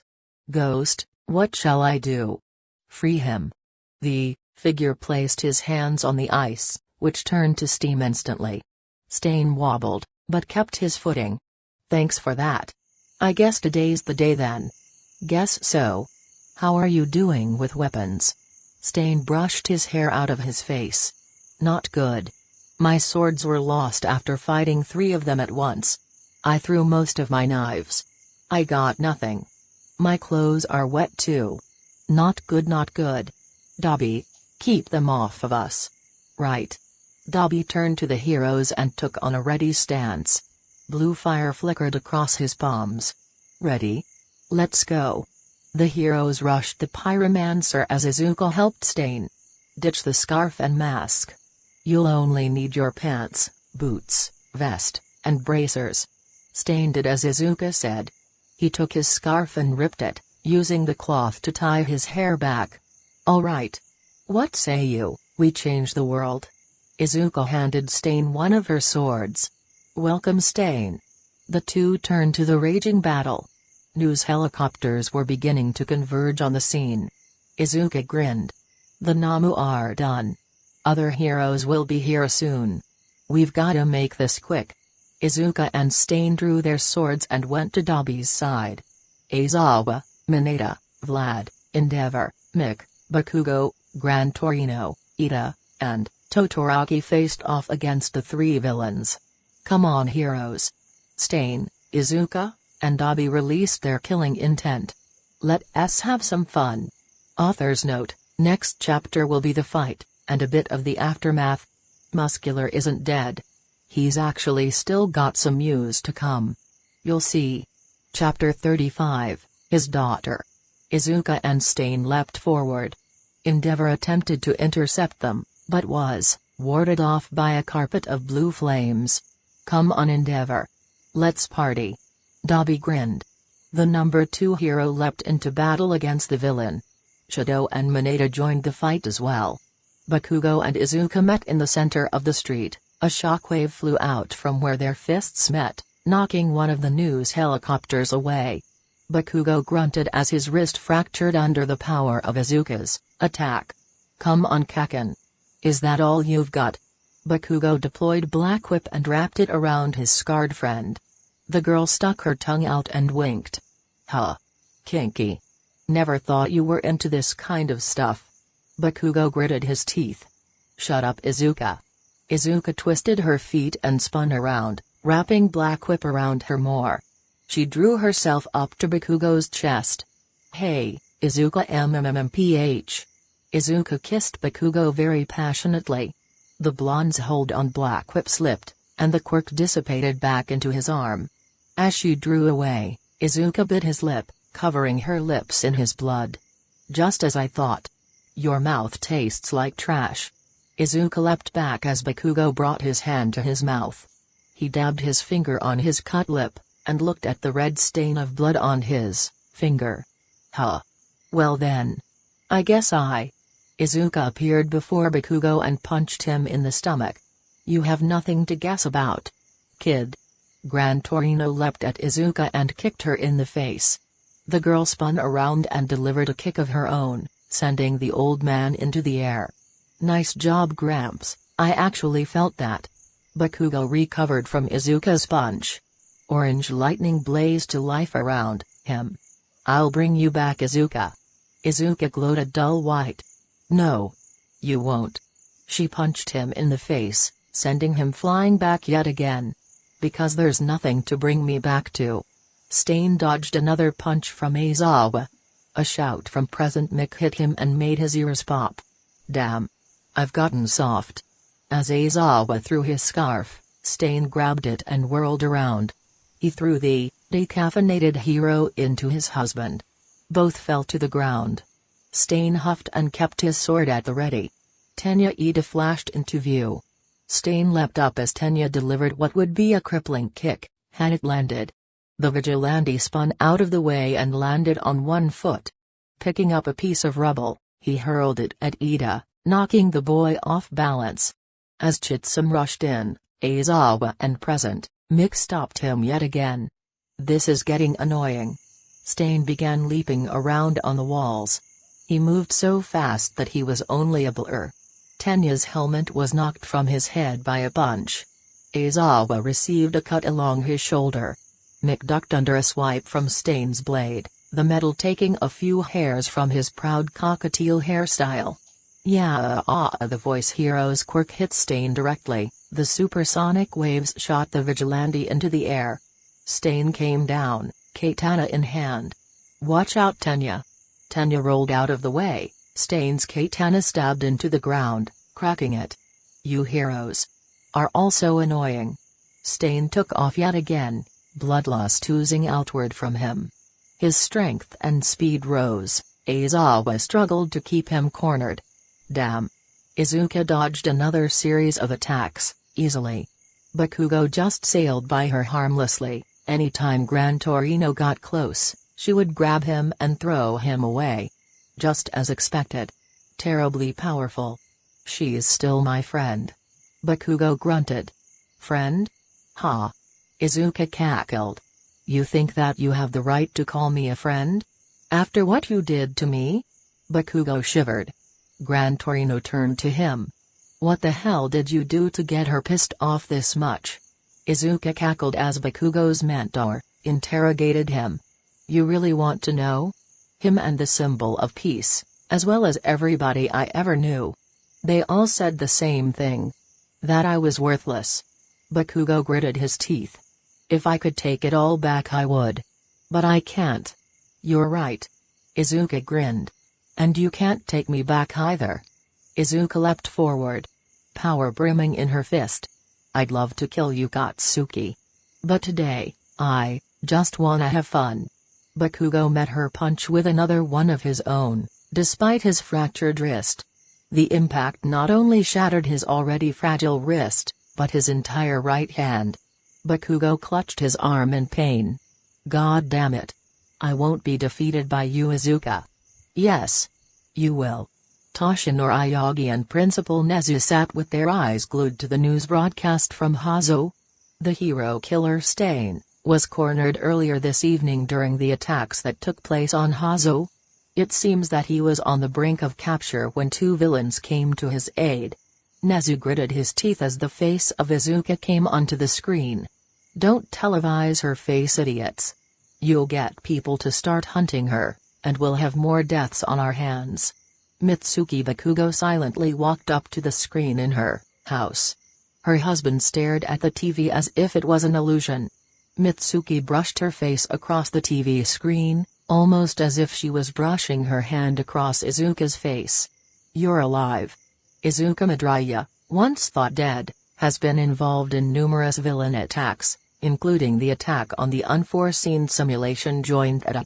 Izuka Midoriya has been declared extremely dangerous for those attacks, and several hundred murders linked to her villain persona. Mitsuki clenched her fist. No. She wouldn't be a villain. Not ever. Unless something happened. Izuka Midoriya was born in the Muzutafu, Japan. She lived with her mother for several years, before her mother's demise. 1 year later, she disappeared. If all were right, she would have stayed that way. Mitsuki stared at the TV screen. I will kill that reporter. She was diagnosed as quirkless at the age of 5. Not able to handle the harsh reality of being less, she took matters into her own hands. Unfortunately, she returned, however, she is still quirkless. The heroes shouldn't have a problem dealing with her reappearance. Whoa. Mitsuki saw her son in his hero costume charge in, surrounded by orange lightning. What is that? He makes explosions. Not lightning. The blood-covered form of Izuka matched him and bunched. The shockwave knocked the news helicopter out of the air. Mitsuki huffed. Good riddance. Serves you right for talking like that. The helicopter regained stability, and the camera focused on two other fights. As the battle between heroes and Izuka Midoriya continues, the hero killer Stain is facing off against two pros and a student interning in the city. Another fight is also taking place between the number 2 hero, Endeavor, and the pyromancer. Hopefully, the heroes will finish off the quirkless villain first, so they can take down the true villains. Mitsuki stormed to her room. She grabbed her phone and began dialing the news station broadcasting the report. I'm almost cheering her on at this point. Show these assholes what a quirkless is made of. Dabi chuckled as Mineta, Shadow, and Endeavor tried to fight him. Honestly, Endeavor. You're so weak. Endeavor's flames burned away at Dabi's cloak, revealing his scarred limbs. Ah! Such a nice heat bath. Shadow threw waves of ice at Dabi. only to have them get reduced to nothing but steam. Really, Shito Todoroki? You believe that you can harm me when the number 2 hero cannot even scratch me? Shito growled and cooled the air around Dabi down to below freezing. He then fired a massive arc of flame at the villain, resulting in an explosion. Dabi chuckled and walked out. Really? That's the best you can do? The villain brushed off his shoulder as he glowed blue beneath his clothes. Pathetic. Dabi erupted into blue fire. His fireproof clothes became ash, a testament to the heat behind his flames. Endeavor's eyes widened as the villain became a pillar of blue energy. We need to go. Dad, now. Come on, Endeavor. Mineta grinned. We can take him. Endeavor gritted his teeth. I might be able to, but you two can't. He turned those fire-resistant clothes to ash. Mineta turned white. Todoroki huffed. Fine. You two, help the other heroes escape. I'll put up a barrier. The flame hero took off towards Stain. Mineta ran towards Izuka. Todoroki turned to the villain before him. You truly believe you can face me like this? In all my life, I've only seen fire like that once. And that was from my dead brother. I know that I'll have to fight you someday. But right now, I will cut my losses. I'll bring you back someday. Tuya. Tuya's eyes widened in the fire, before narrowing again. I know not of who you speak. If we meet again, I will not hesitate to kill you. Glad to hear it. Todoroki planted his hands on the ground. Ultimate move. Glacier Wall. Ice swept out from Todoroki, surrounding Dabi as he burned bright. Shito shook as he began limping back to Endeavor's side. Stain dodged another attack from Tenya. You're all really starting to annoy me. Pain stabbed through his leg as a spear made of fire pierced it. Damn. Endeavor rushed towards Eraserhead and Mick. We need to get out of here. Aizawa looked at the fear on the flame hero's face. What the hell is Endeavor pointed to the massive wall of ice behind him, and the blue fire raging behind it. That fire burned through flame-resistant clothes that took my own flames. We get hit, we're toast, literally. Aizawa turned white. Got it. Mick, Tenya. We need to get the hell out of here. Tenya turned to protest, but saw the fire. Okay. The group went to retrieve the last of their allies. Izuka was yet again wrapped in black whip. Somehow Bakugo had restrained her with his other hand.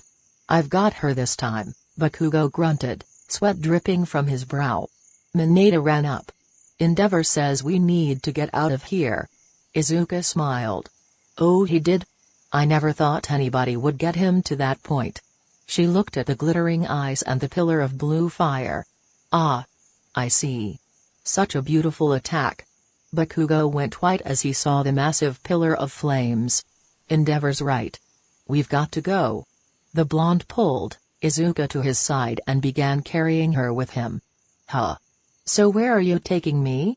Back to UAUAO. I could totally kill some students. That sounds like fun. Shut up, Izuka. Bakugo. You forgot someone. Bakugo turned to see Shito limping away from the glacier wall. The boy wouldn't make it in time. Izuka slithered close to the blonde's ear. If you let me go, I can save him. Bakugo shook his head. No, he'll make it. Are you sure? Look at the state he's in. He might collapse at any moment. Bakugo gritted his teeth.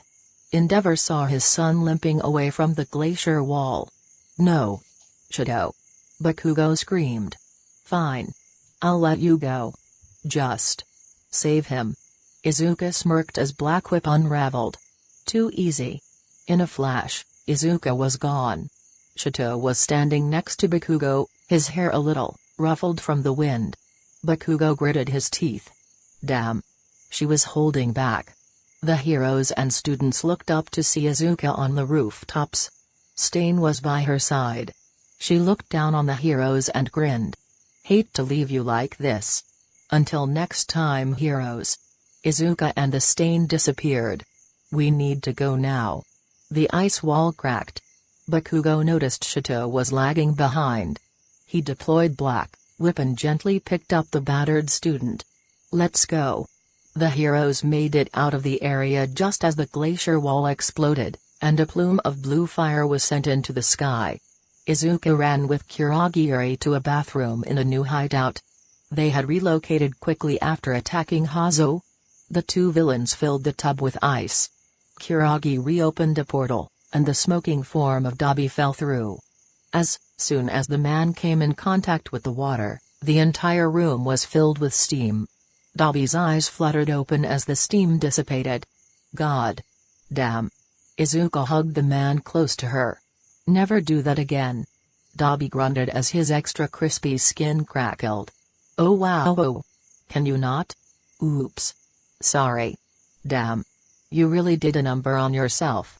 Izuka was not wrong. Dabi's entire body was covered in blisters from the heat of his own fire. Izuka ran a hand down his chest. "I should see if father has any fire resistance quirks." Kurogiri reopened a portal, and motioned for the girl to walk through. Izuka did, and the portal closed behind her. Bakugo lay in a hospital bed. His hand was in a cast. Aizawa and Mick were standing by the wall. Vlad was holding Mineta by the scruff of the neck and covering his mouth anytime he tried to comment on a female nurse's looks. Todoroki was laid out on a bed next to Bakugo. His temperature had returned to normal, courtesy of the 12 portable space heaters sitting around him. Tenya sat next to Aizawa, his face dark. Detective Tsukaki walked into the room alongside the chief of police. Nezu followed the dogman alongside All Might. "I'd like to start by saying that what you students did today was reckless layoff." Aizawa grunted. The chief looked at Aizawa incredulously. "Excuse me?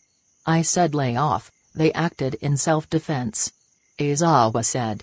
"But they engaged the hero killer." Tenya Ida responded to a cry he heard in an alleyway. If Tenya Ida hadn't responded, Native wouldn't be alive. When he met the hero killer, the vigilante attacked. Mick and I stepped in, then came Vlad and Mineta. Shito over there was patrolling with his father, who engaged the hero killer as well. Katsuki Bakugo and Gran Torino were both patrolling Hazo. They all stumbled into that fight by mistake. Regardless, they used their quirks to protect their lives. Aizawa roared, before taking a deep breath. "Apologies. But if you know damn well that without a quirk, they would have been killed in seconds. Surely they couldn't be killed by a girl who has no quirk. Let me tell you something." Aizawa walked over to the police chief. "The girl that won the sports festival kicked their asses without a quirk. Izuka Midoriya has been revealed as Patchwork Bunny. What's her kill count sitting at now?" "Worldwide." The police chief gulped. "You're right. I apologize. What is her kill count at?" Aizawa hissed impatiently. The police chief wrung his hands. "So far, the attacks that have been confirmed have resulted in 789 deaths. The entire room became heavy with that number. She's killed almost 800 people." Gran Torino stood up. "Shut the goddamn door.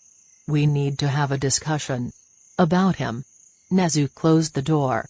All Might walked to Bakugo's side. "All Might. But Tenya and Shito. It's okay. They deserve to know." "Deserve to know what?"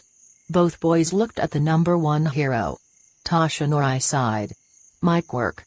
It's debated on what it actually is. I've kept it a secret, but I believe that with the current events, and the emergence of Izuka Midoriya, you deserve to know. It may save your lives one day." Toshinori raised his fist, which crackled with yellow lightning. Todoroki's eyes widened. "But that's my power. Is called One for All. It's a stockpiling quirk passed down through generations. I chose Bakugo to inherit my power and become the next symbol of peace after Izuka Midoriya's death." "What do you know about that, by the way?" Gran Torino asked. "That girl was out for blood when it came to Bakugo. She definitely wanted to kill him. We went to the same school. And I suicide baited her." Bakugo whispered hoarsely. The room fell silent. The same day, I met her on a rooftop. She asked if she could be a hero. I said not without a quirk. Then, she leapt off of the building. Right in front of me. And you couldn't save her? Todoroki clenched his fists. Toshinori shook his head. I have been healed now, but a while ago. I faced off against a great evil. A villain by the name of All for One. You've seen him in the history books. A man who can steal quirks and give them as he pleases. Tenya said. I read about him in quirk history. Toshinori nodded. After that fight, I could only wield my power for about 5 hours a day. By that time, I had reached my limit. Gran Torino coughed. Well, I'm glad that I know why she wants to kick your ass. Now I want to know what information you've got on her abilities. Nezu stepped forward. Izuka Midoriya is a terrifying figure. She has gone through Ascension once, and will no doubt do it several more times. Footage was released of her last week taking out an entire hero agency in seconds, after they threatened a blonde girl whom she was allied with. So you figure that you have to take Izuka herself out, in order to defeat her. If it is possible, then yes. Nezu said. Gran Torino slammed his fist into the wall. That's not going to work. I think that as soon as you turn this girl down, we lost. What do you mean by that? Gran Torino pointed to Nezu. Can you get a picture of the girl? Nezu nodded and took out a phone. He pulled out the picture of Izuka from the news and handed it to the old hero. There's no doubt in my mind now. That face, those eyes. That girl is his daughter. Toshinori's face went white. All for One. Gran Torino nodded. And he escaped after you defeated him. There is no doubt that he has weakened. But if we bring down Izuka Midoriya, he will pop back up with a vengeance. Toshinori shuddered. I made a mistake this great. How can I be forgiven? I don't think you will, Toshinori. This girl has connections that make her invincible, and power that can shake the world. If she desires to take over the world, she will do it. And if that happens... Gran Torino looked Toshinori in the eyes. Your only options are to hide, or die. Chapter 36, Recorded Memories. Toga sighed as she sunk into Izuka's lap. The scarred girl had fallen asleep on the couch. She was worried about Dabi, and well, she should be. The man couldn't walk around without his skin crackling like old paper. Izuka sighed in contentment as the blonde settled. Her lips became graced with a tired smile. You know. You have an internship to go to. You do too. All UA students were given the day off because of what happened yesterday. Really? Izuka yawned. All of them. Toga ran her fingers through Izuka's hair. Well. Almost all of them. It's all of the ones in Hazo. And you? I chose Mirko, remember? Izuka nodded. Yeah. A faint crackle was heard from the hallway. Izuka leapt up and threw open the door. Dabi. What did I tell you? The villain pouted. How the hell did you hear me? I just needed some water. Izuka pointed to Dabi's room. I said stay in your room. It's that bad. I don't care if you've dealt with this before, you need to rest. Dabi grumbled and shuffled back to his room. Izuka went to the kitchen and poured a glass of water. If you need anything, just ask, okay? The girl brought the water to the man and closed the door. Now that that's done. Izuka yawned. Back to standing guard. Izuka sat back down on the couch. Toga snuggled up to her side. Izuka tried to stay awake to keep watch, but dozed off quickly. Toga smiled gently at her girlfriend and kissed her cheek. Sleep well, babe. Bakugo flexed his hands as Gran Torino stood before him. Recovery Girl had healed him back to his full capacity. He and Gran Torino had relocated to A for the time being. Until the end of the week, he'd be training with the retired hero, All Might, and Cementos. The first test was a number of cement obstacles set up by his teacher. Gran Torino instructed him on what quirks to use. All right, kid. The hero said, as Bakugo destroyed the final obstacle. I want to talk to you about your energy output. Bakugo walked over to the retired hero and All Might. Young, Bakugo. How much power have you been using? I don't know. About 5%. Maybe? Gran Torino nodded. That's good. Have you tried anything past that? Bakugo shook his head. That's what I've been trying to dial it down to since I got it. The sports festival was when I actually learned how to do it. Gran Torino grumbled something about Toshinori being a bad teacher, before grinning at the blonde. Well then. Now we're gonna test how much you can handle with that energy. Bakugo looked at his hands, before nodding. Got it. The blonde returned to the center of the training area and took a deep breath. He took a deep breath in, and orange lightning erupted around him. Alright. Now up the output. Bakugo took the floodgate that held back One for All and opened it bit by bit. The first few levels he barely felt. He eventually made it to the point where he felt he was safe. Any more, and he would injure himself. Bakugo opened his eyes to see the storm of lightning around him crackling more and more. Gran Torino smiled. Watcha it, kid. I'd say about 13% of the max output. If I push it I could do 15. Gran Torino nodded and waved to Cementos. The hero made more obstacles out of the training ground floor. Destroy these as fast as you can. There was a blur where Bakugo had been, and then the ground cracked. Wind swept through the area as Bakugo began destroying the targets. In 2 minutes, he had destroyed every single one. Good. How many was that, Cementos? Gran Torino asked. The hero looked at the retired pro. About 60, give or take. Bakugo looked at his hands. That means I took out one every 2 seconds. Gran Torino nodded. Your speed has increased. Do you think it will help you against Izuka Midoriya? Bakugo nodded. It'll help a little bit. But I'm nowhere near her yet. You restrained her before. Gran Torino pointed out. Bakugo shook his head. I think she let me do that. When she grabbed Shadow, she moved as fast as All Might. She was holding back during the fight. Toying with me. Gran Torino nodded. Well, that state might help you track her movements a little better. It'll speed up your perception. Bakugo nodded. Okay. I think we should work on this a bit more. Gran Torino chuckled. Damn right. Let's go, kid. Izuka's eyes fluttered open as she heard the soft purr of Toga sleeping. The scarred girl smiled tiredly and carefully slid off of the couch without disturbing the blonde. She tiptoed out of the room and checked on Dabi, who was fast asleep in a tub of ice water that was rapidly melting. Crazy bastard. The girl took a look at her villain suit and smiled, before pulling out her phone and dialing Kurogiri. Hey. I have some business that I want to do in Hazo. You know the TV station that broadcast the fight? Yeah. Can you open a portal in about 5 minutes? Alright. Thanks. Izuka hung up and changed into her villain costume quickly. She scribbled a note in case Toga woke up, and a portal appeared.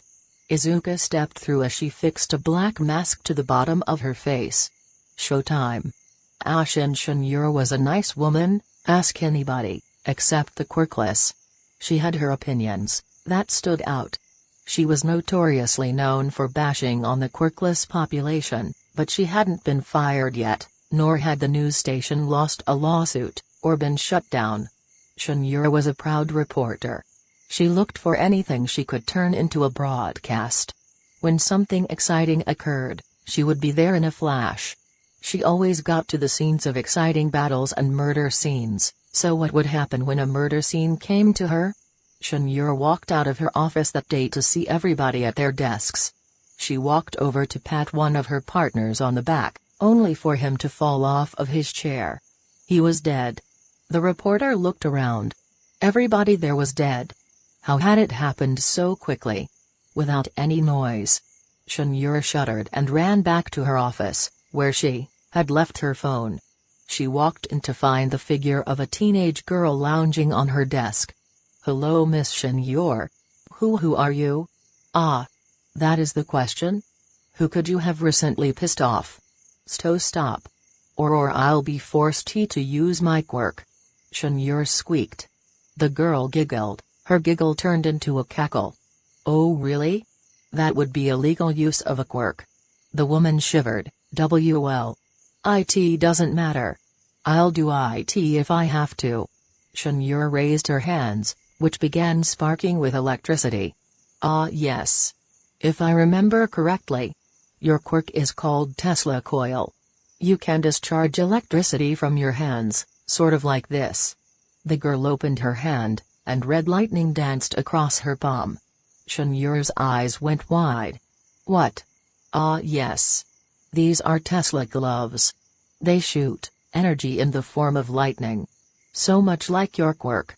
Except that you can psychically control the lightning that leaves your body. Shinjiro shuddered and clenched her fists as the villain continued to talk. Such an amazing quirk. Why didn't you become a hero? I didn't want to be a hero. Their influence only lasts so long, and they die fast. The girl laughed again. Well. Interesting. I haven't heard that before. The girl stood up and hopped off of the desk. As she walked towards Shinjiro, the woman began seeing some of the girl's features. Black hair, a milky white eye. A large scar on her face. You're Izuka Midoriya. Izuka smiled. That's right. I'm the villain you said wasn't a threat. How many people work in this building? About 200. It's a small building. Shinjiro shuddered at the smile that Izuka gave.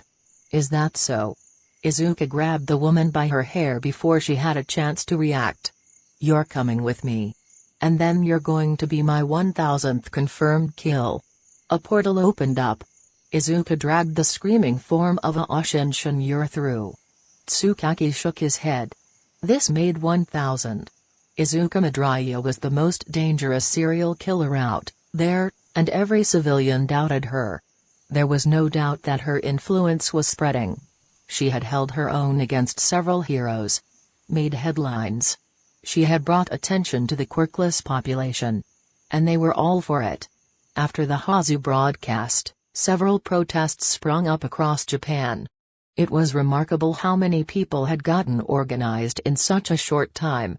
In Hazu that afternoon, Izuka Midoriya appeared before a crowd holding the form of Ashin Shinjiro, the reporter that handled the Hazu incident. She was notorious for bashing on the quirkless population. Shinjiro was still alive, and had been shaking. Tsukaki had arrived on the scene just as the woman was dropped from a rooftop. The crowd had surged over the body. Their act of revenge. And Izuka Midoriya's 1000th confirmed kill in Japan. On top of that, blood results confirmed that Shinjiro was missing her quirk. This did not bode well. All for One was still out there. Torino is right. We may have already lost. Izuka giggled as she walked back into the new Vanguard hideout. She changed out of her costume and pulled on some clothes, before walking into her and Toga's room to find Toga sprawled out, on the bed. Hey there. Toga. I wasn't expecting. I saw what you did to the reporter and decided to make getting back worthwhile. You like what you see? Izuka nodded. Toga licked her lips. Well then, come on. Kirishima stood on the streets of Mujutafu. He was patrolling alone. Fourth Kind and him had split up.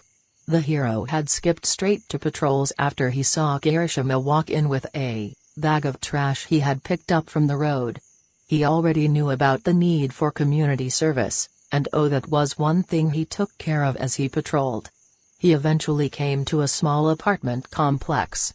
One that he knew, as Bakugo showed it to him. The Midoriyas lived here. Kirishima walked up the stairs to the old Midoriya apartment. He needed to see some things for himself. When he walked in, he noticed that the living space was relatively bare. There was still a television, a couch, a coffee table. But not much else. He found his way to the apartment bedrooms. His eye immediately locked onto a room decorated with All Might drawings. A small nameplate reading Izuka hung from the center of the door. Well. Let's see what you can tell me. The redhead crept into the dark room and turned on the light. There was all might memorabilia everywhere. A large bookshelf held several notebooks. On a desk, there was a computer, and a flash drive, with a note. Kirishima walked over and looked at the note. To the heroes. Some things you should know. Kirishima booted up the computer and inserted the flash drive. A small video window popped up. It was Izuka, no more than 10 years old, at the time. She covered in bruises and scratches. Hey there. Today is February 6th. XXXX. My name is Izuka Midoriya. Kirishima looked at the form of the girl. Green hair. Both eyes a vibrant electric green. What had happened to her? This will be the first recording in my shit. Kirishima felt tears slide down his face as the little girl suffered. She lifted her shirt to look at her injuries. Kirishima gasped as he saw a massive gash in her side, accompanied by several burns. Izuka? Are you in there? The girl quickly pulled her shirt down and pulled on a hoodie. The door opened to reveal Izuka Midoriya. Are you okay, sweetie? I'm fine, Mom. You don't need to worry. The two hugged, and Izuka walked out of the room. Izuka walked over to the door and closed it, before collapsing into a fit of coughs. She returned to the camera and switched it off. Kirishima noticed a bit of blood leaking out of her mouth. The video popped back on again, this time with a slightly older Izuka. It's been a while. I can't really come to anybody but you. The truth is, Mom's not doing so well. She started coughing a few months ago. I don't know what's going to happen. Today, in Ultra, Bakugo beat me up again. Him and his friends. They used to be my friends. The video ended, then changed again. This time it was Izuka on screen. Hey. This is Izuka's mother. I know that, you aren't really there. All Might, she really would like you to say yes to her. If you can meet her, and tell her she can be a hero. I missed that chance. I missed my chance and I can't make it right. And now, I don't have much time left. Kirishima wept as the video cut to Izuka again. She was around 13 at this point. There was a burn on her cheek, and her hair was tousled. They stopped today. They stopped when the teacher came to get me. Mom's in the hospital. It's lung cancer.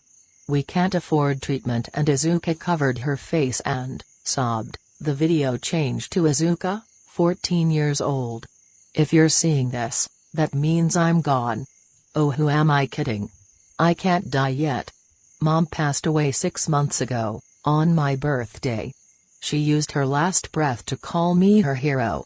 Sniff. I don't know what to do anymore. There's nothing left for me. But I can't stop yet. The video skipped to another recording. If you're seeing this, it means that you know that I returned. Nobody has set foot here in a few years. My father brought me back after I died. Yes. I died. Dad brought me back to life. I am distraught. Confused. I started seeing Mom's ghost. Dad can see her too. I'm happy. So this is a bit of advice.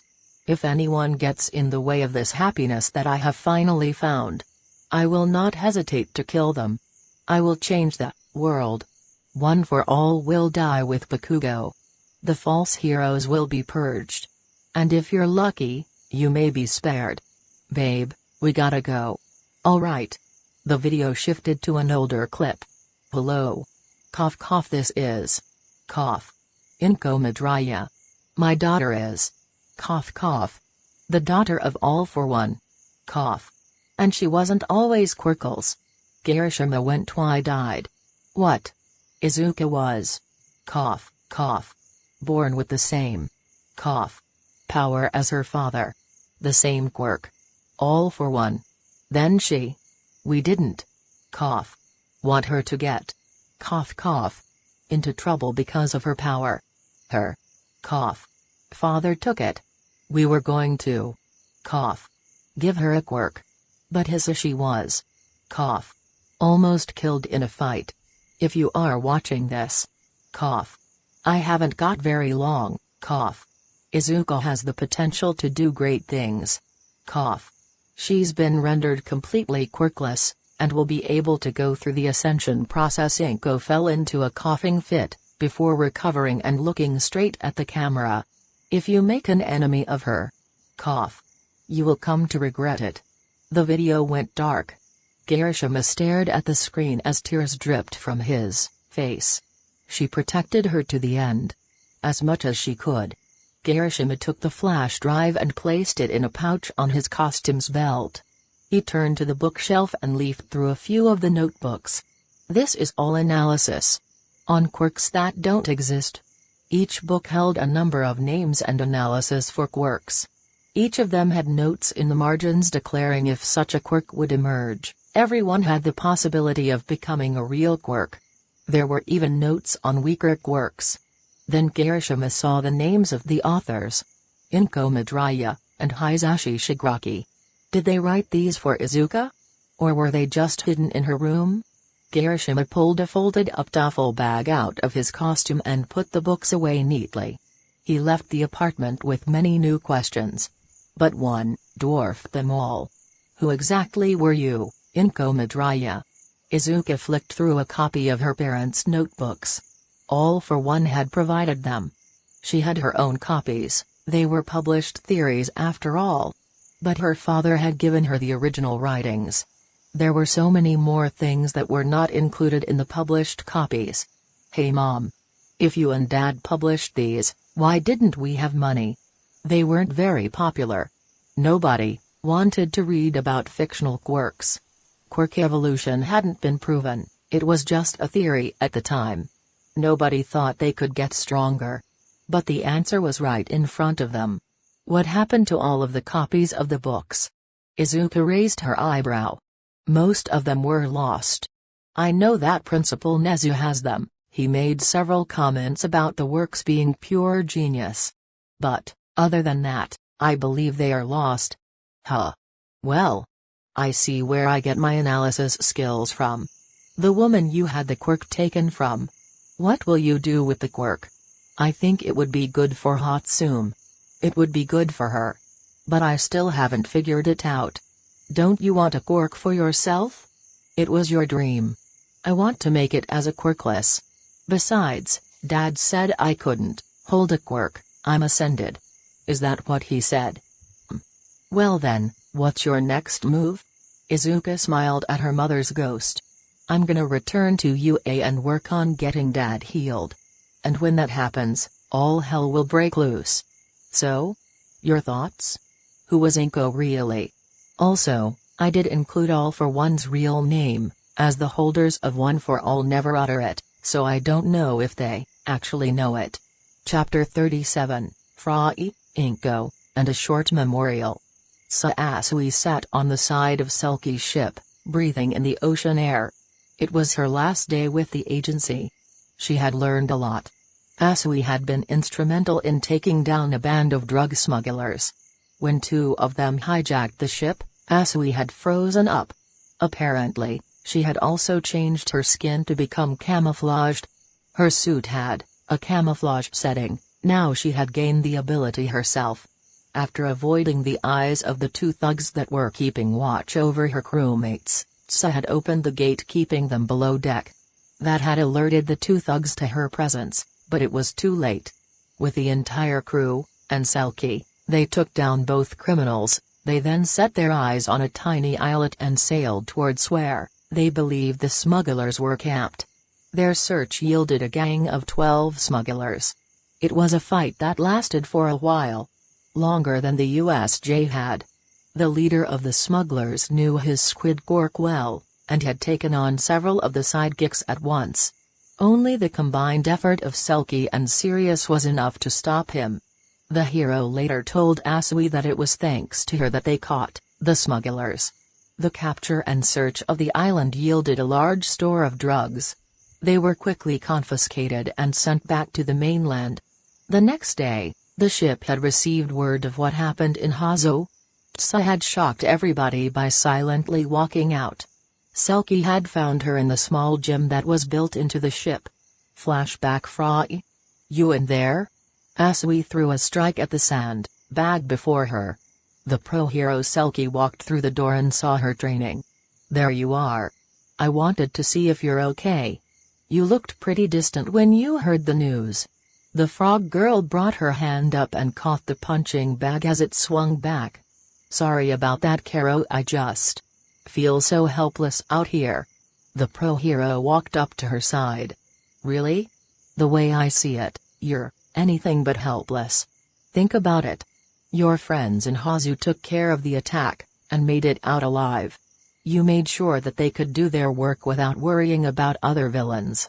But Asui, you helped pull off probably the biggest drug bust of the year.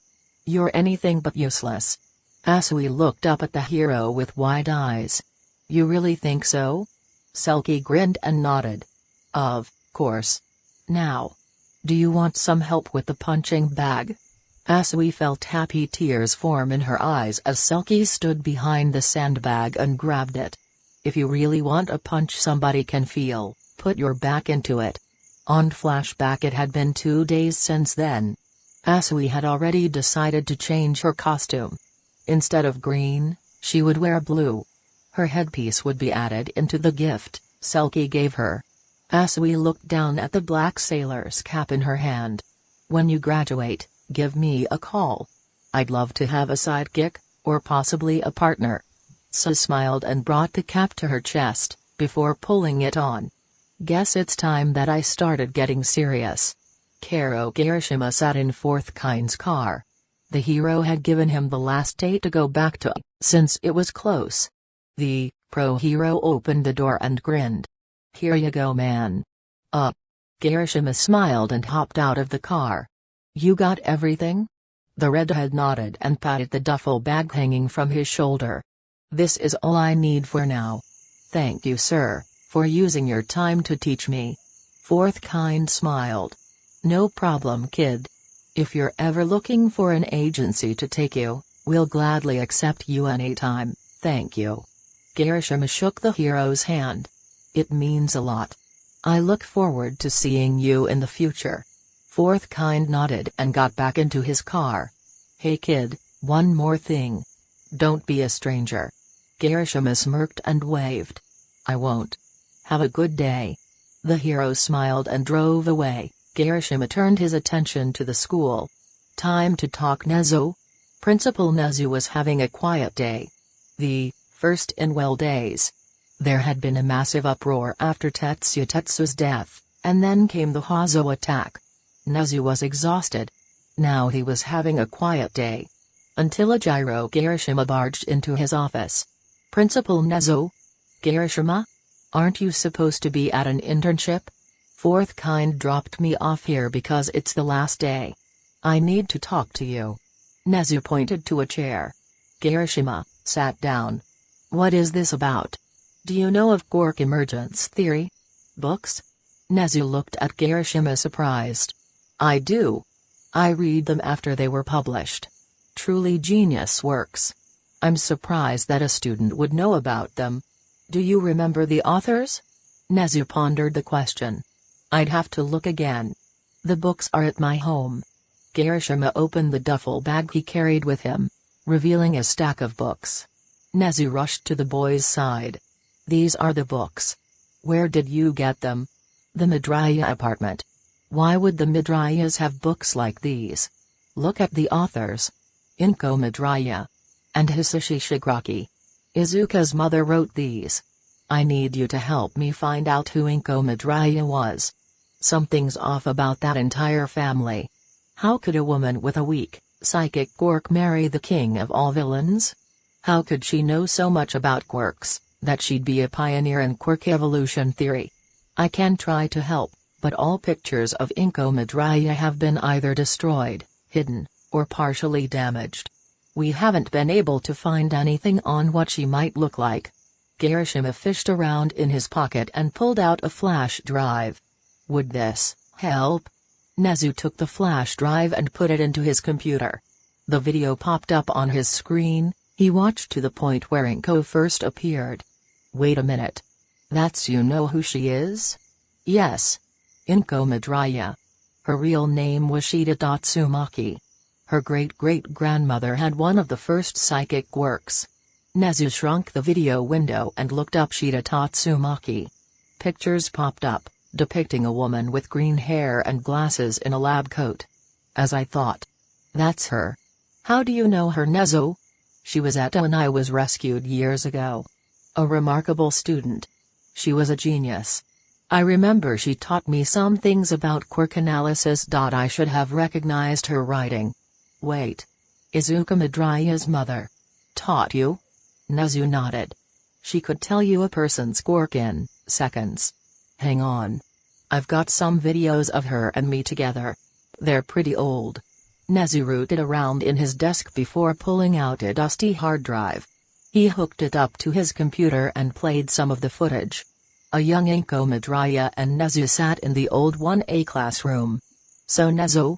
What can you tell me about that one? Some type of transformation type quirk.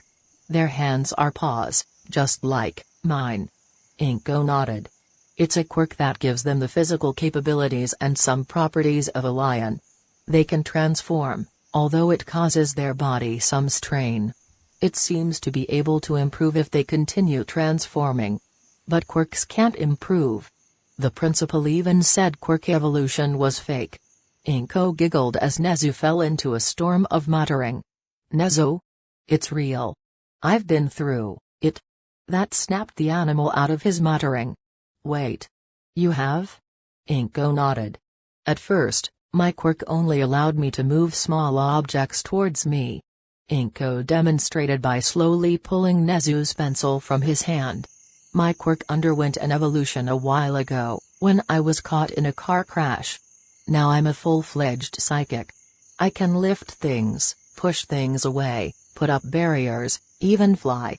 Young, Nezu was amazed as Izuka floated off of the ground, surrounded in a bluish-green light. Quirks aren't some mystical power. It's like a different kind of muscle. Incredible. By the way. How did you know that that boy has a lion quirk? His fur is gold. As is his hair. He has a beard. He's 16, he shouldn't have a mane like that. Also, Senshin's allergic to cats. Izuka pointed to a boy, standing not far away from the boy they were analyzing. He was sneezing like mad. The video stopped. Kirishima noticed Nezu smiling at the face of Izuka. You two were more than friends, weren't you? We dated for a short time, yes. But we realized that we weren't right for each other. We stayed best friends until graduation, but lost touch afterwards. Nezu said sadly. I think that her final message then. It's for you. Nezu pulled up the video of Izuka's life, and skipped to Izuka's last words. He watched them with tears in his eyes. She could have made it. Couldn't she? If we weren't so ignorant. If people weren't just after money. Kirishima bit his lip. I'm sorry. Nezu wiped the tears from his face. Why are you sorry? Because I probably just ruined your day. Nezu placed a paw on Kirishima's shoulder. Kirishima. I thought that she was gone for good, and I would never know what had happened. Now, you've brought me closure. Thank you. Kirishima nodded. Thank you. Now I know a bit more about the Midoriyas. Kirishima. Would you like some private classes with me? Private classes? I think that you have a good head on your shoulders. I want to teach you quirk theory. Kirishima stared at the principal before bowing. It would be an honor.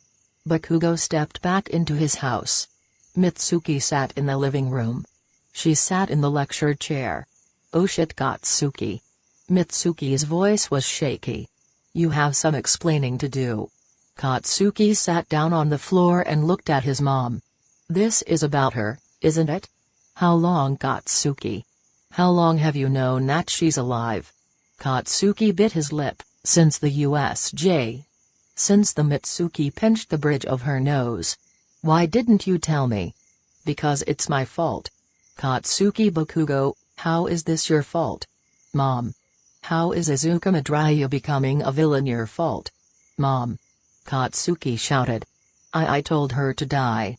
Mitsuki fell into the chair, as if she had been struck by a hammer. Why you baited her? Bakugo held his head in his hands. Yeah. I haven't forgiven myself. She trusted you.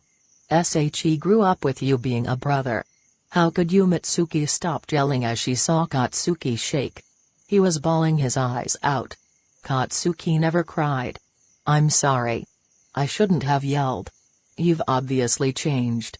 You got quieter, swore less. You changed. And now you're trying to show her that you've changed. Maybe too much. What do you mean by that? I saw you fighting on TV. What was that lightning surrounding you? And what was that dark energy you were tossing around? Katsuki bit his lip. It's a quirk. Too, actually. Did you meet him? Mitsuki stood up. Who? Inko's husband. What? No. I met the opposite. Mitsuki looked at her son. The opposite? Katsuki sighed. All Might. His power is known as One for All. It's a stockpiling quirk passed down from person to person. I met All Might after Izuka died. He had watched her fall, and was unable to do anything because of an injury he received in a battle against a villain known as All for One. Izuka's father. Speaking of him. How did you know that he was Izuka's dad? Mitsuki sighed. First of all, I have known your aunt since we were kids. She had a lot of secrets. For one, her name wasn't Izuka Midoriya, it was Shida Tatsumaki. Why did she change it? Again, she had a lot of secrets. She was best friends with Nezu, a pioneer in quirk theory, and the quirk evolution theory. She published a few books after getting married to Hisashi. After she met Hisashi, she changed a bit. She asked me to call her Inko, because she couldn't be identified by her real name. She needed to stay off of the radar. And then Izuka was born. Wait. How many connections did Auntie Inko have? Quite a few. When Izuka was born, she cut all contact with her old acquaintances and only spoke to a few friends.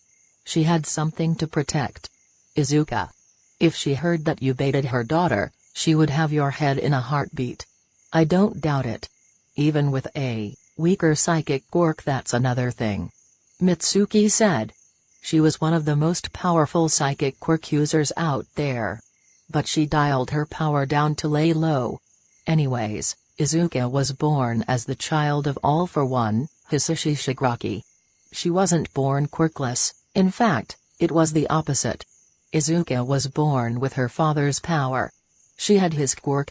Then why did they say she was quirkless? Inko believed it would be safer to make sure that she didn't have the power. If she had it, the government would most likely try to turn her into a weapon. So Hisashi took it, and rendered her quirkless.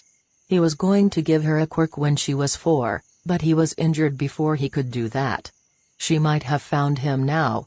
So in other words, Izuka's entire family was fucked over because of All Might. Pretty much. And if he had a hand in her suicide attempt, you can bet that her father will not be happy in their next battle. I won't let anything happen to him. Bakugo said with determination. Mitsuki smiled. I know. Now go get some sleep. You'll need it for your classes next week. 1 week later, Izuka stood next to Toga at the memorial. I had made a monument to the student. It was a simple statue of a figure holding its fist up high. Engraved at the foot of the statue was SushuiTemitsu's name.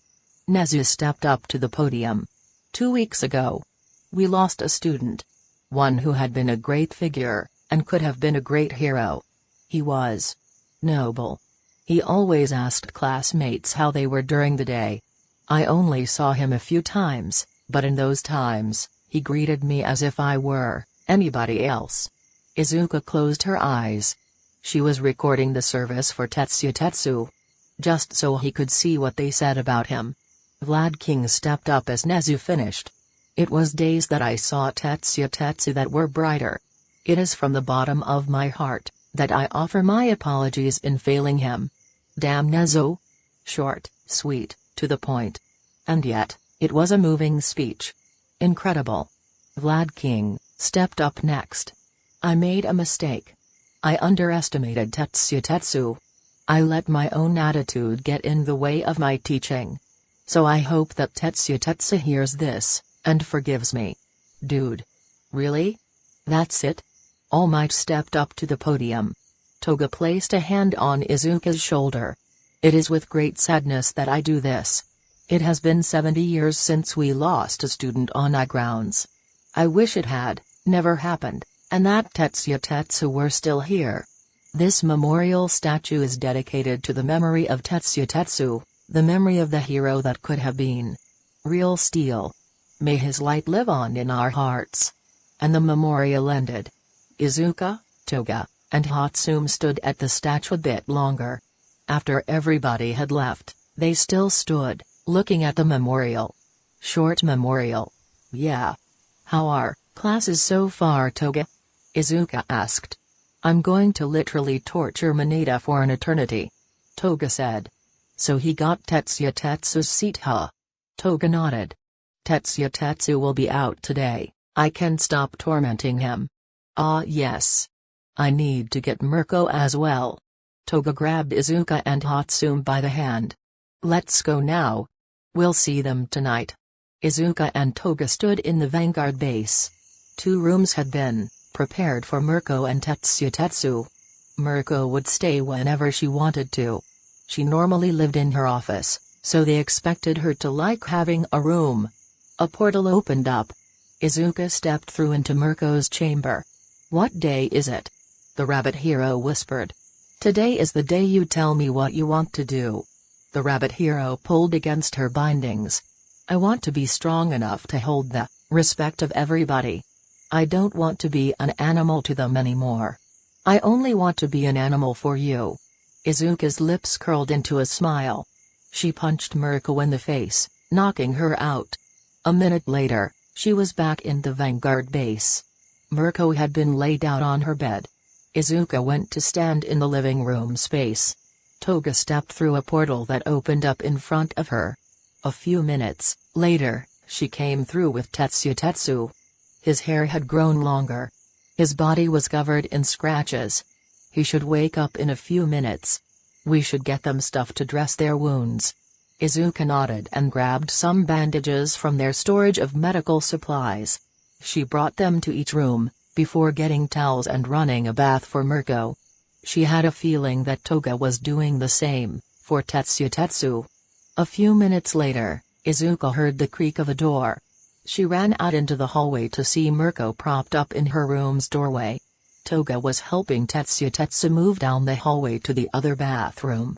Izuka approached. When she got into the room, she took off everything except the collar and climbed into the pool of water. Why don't you take the collar off? Mirko opened one eye and looked at the scarred girl. Because it marks me as yours. Izuka smiled and began stripping. Mirko's ears perked up. You're getting in too? Izuka climbed into the water with the bunny. Of course. Is there a problem? Mirko shook her head. No. It's perfect like this. Good. Izuka kissed the rabbit hero, before helping her take care of the scratches on her body. Welcome to the Vanguard Bunny. Glad to be here. Chapter 38, Unknown So. The last chapter had a bit of an explanation. First off, I want to say that What? Why did the tape stop? Hey. Lo? Here. Click. That's better. Hello readers of Ghost. I am all for one. So happy that you could take an interest in my daughter's story. I am sorry to say that I must interrupt your scheduled chapter to bring you a bit of a tale from the past. After all, so many of you have wondered how Tatsumaki and I met. Shida Tatsumaki laughed as she walked through the halls of UA with her best friend. Nezu had been rescued from a terrible place by some heroes, and brought to UA. Shida took a great interest in the animal. Shida. How do you know everything? The girl laughed. I don't know everything, Nezu. Sure you do. You know about every quirk. You can even tell downsides to powers by looking at a person long enough. Having good senses doesn't mean I know everything. No, I still have a bit of trouble with history, and some trouble understanding other things. Like what? Feelings. Why am I warmer when I talk to you? Why does the air get colder when the principal storms through the hallways? Why do I shake when I smell something delicious? Nezu chuckled. Shida. You're so funny. What? Why? It's because you always gravitate to food. Every conversation we have, food comes up at least once. Shida blushed. Hey. It's not my fault that food is delicious. Seriously.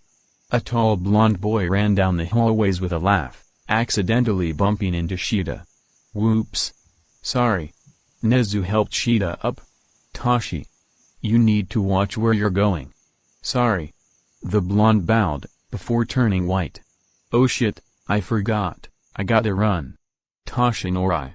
A small man, zipped through the hallways, aiming a kick at the blonde.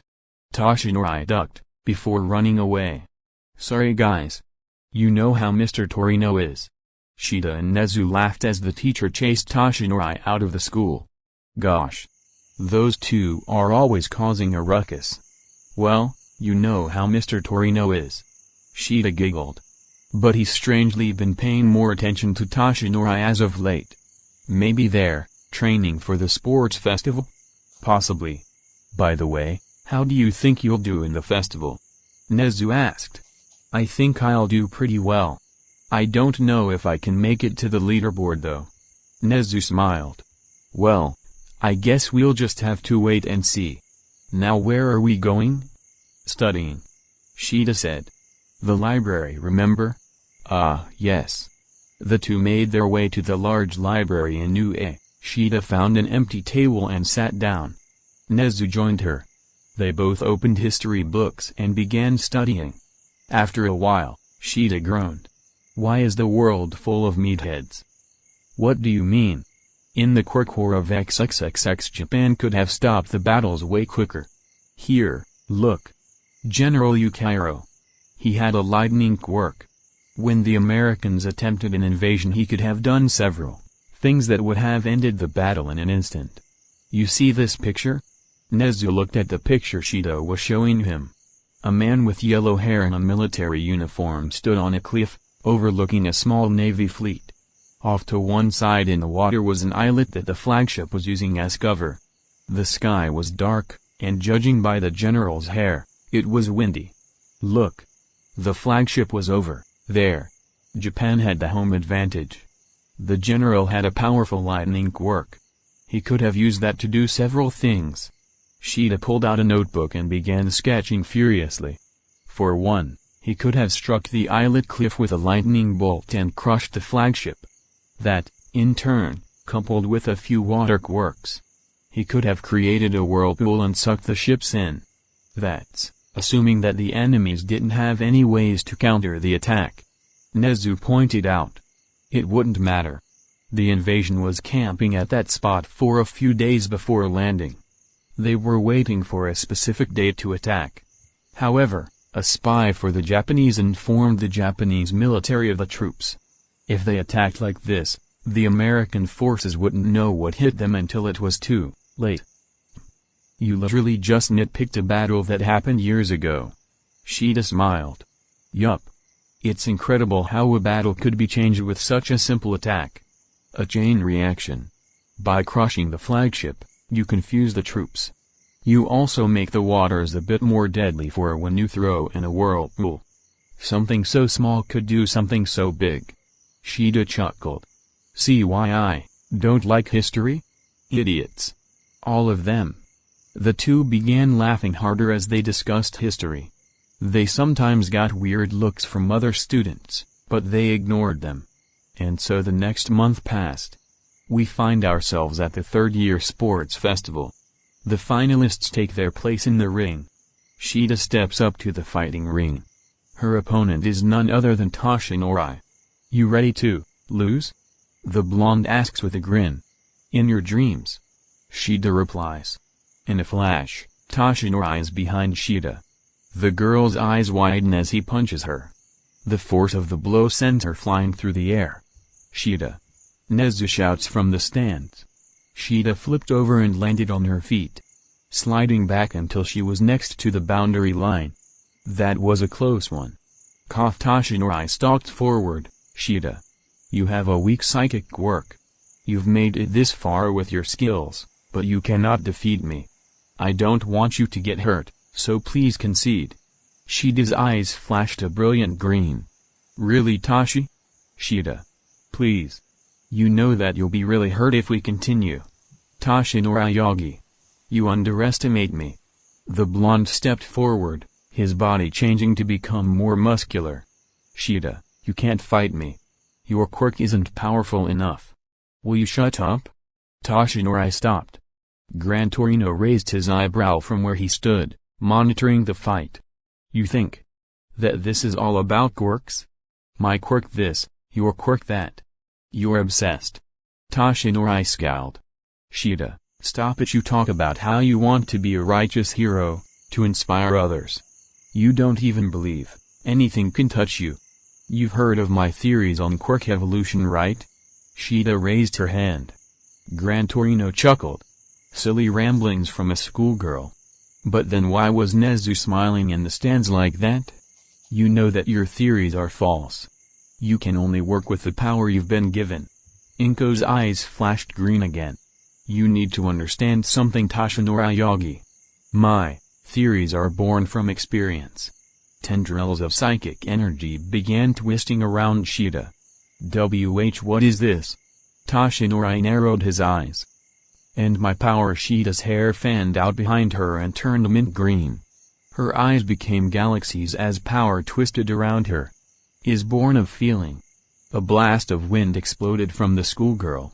Tashinori barely managed to counter with a shockwave of his own. The blonde charged his opponent and punched. His strike hit nothing. Gran Torino watched the battle with wide eyes. Does this mean she was right? Has she achieved what she theorized? Quirk evolution? Shida whirled through the arena. She dodged punches, blocked twin blasts, summoned tornadoes, and stood toe-to-toe with the future symbol of peace. This is more than some sort of evolution. It's as if something awakened inside of her. Tashinori leapt in for a desperate attempt to knock Shida out. He became wrapped in a mint green light. Shida moved the boy up to meet her. Their eyes met.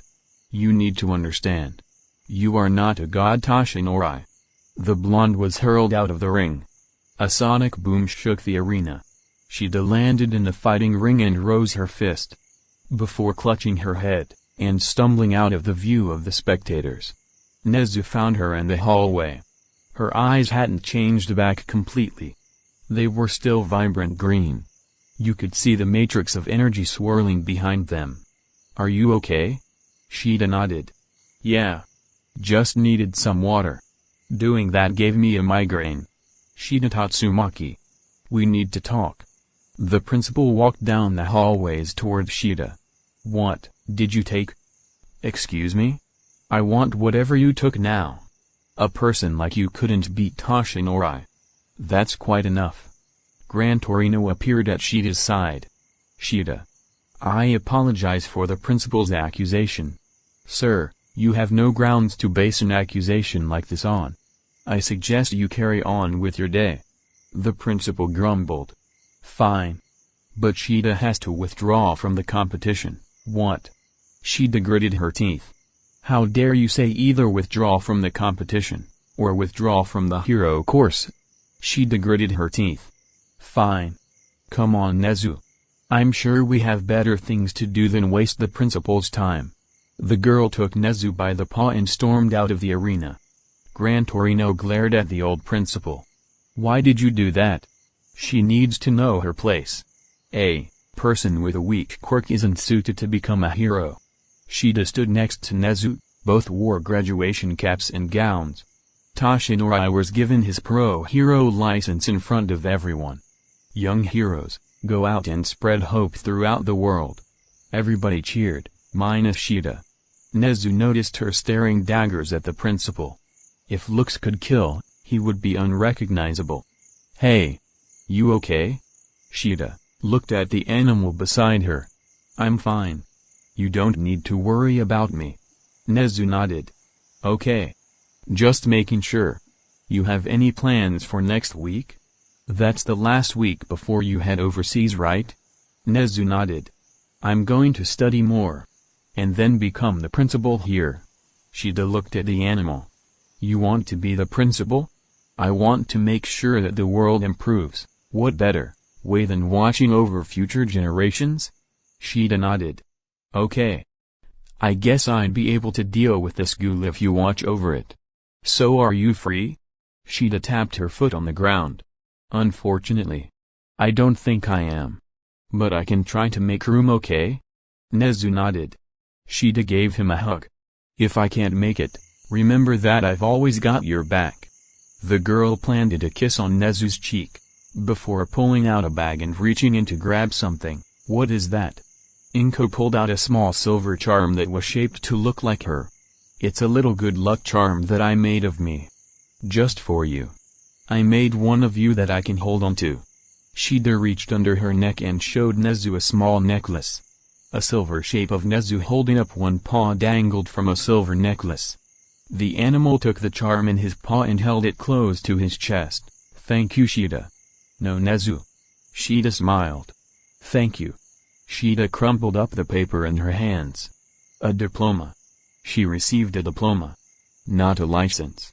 Everybody else received a license with their hero diploma, not Shida. The girl picked up the note that was clipped on.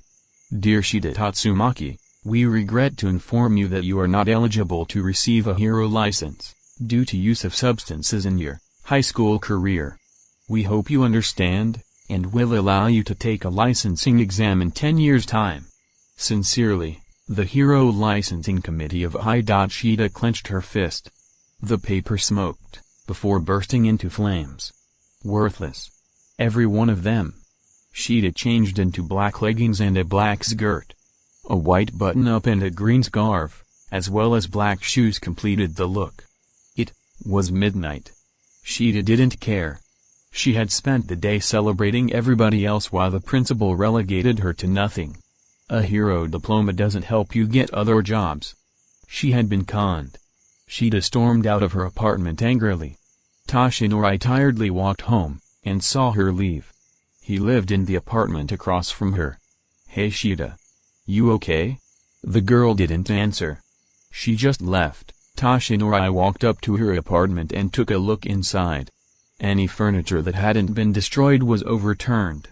Papers were everywhere. Shida's diploma was stuck to the wall by way of a kitchen knife. Toshinori's eyes went wide as he looked at the note left with the diploma. Oh shit. The blonde pulled out a flip phone and dialed Gran Torino. Sir. It's Shida. The principal fucked her, over. Shida sat on a black iron bench in Mujurafu. It was raining, she was getting soaked, but she didn't care. The small playground in front of her was empty. No children in the middle of the night. No teenagers either. Just her. Just Shida. The girl sat quietly as tears dripped down her face. The rain masked her tears to everyone but a man in a suit, who was walking by slowly. The man sat down next to Shida. Tell me, why are you crying? Shida stopped and turned slowly, looking at the man sitting next to her.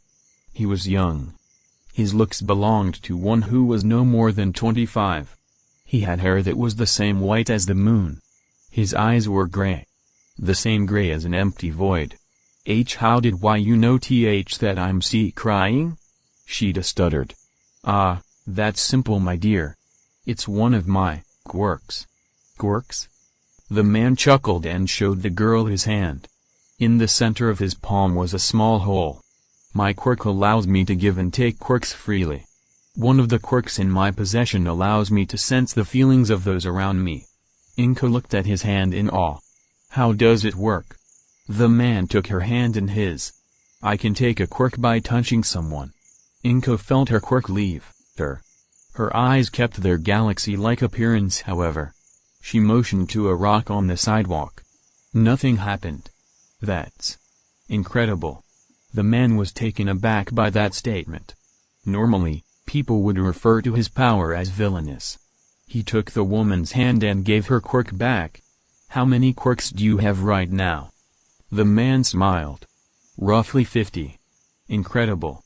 How did you get them? Nobody would be willing to part with their power. You're right.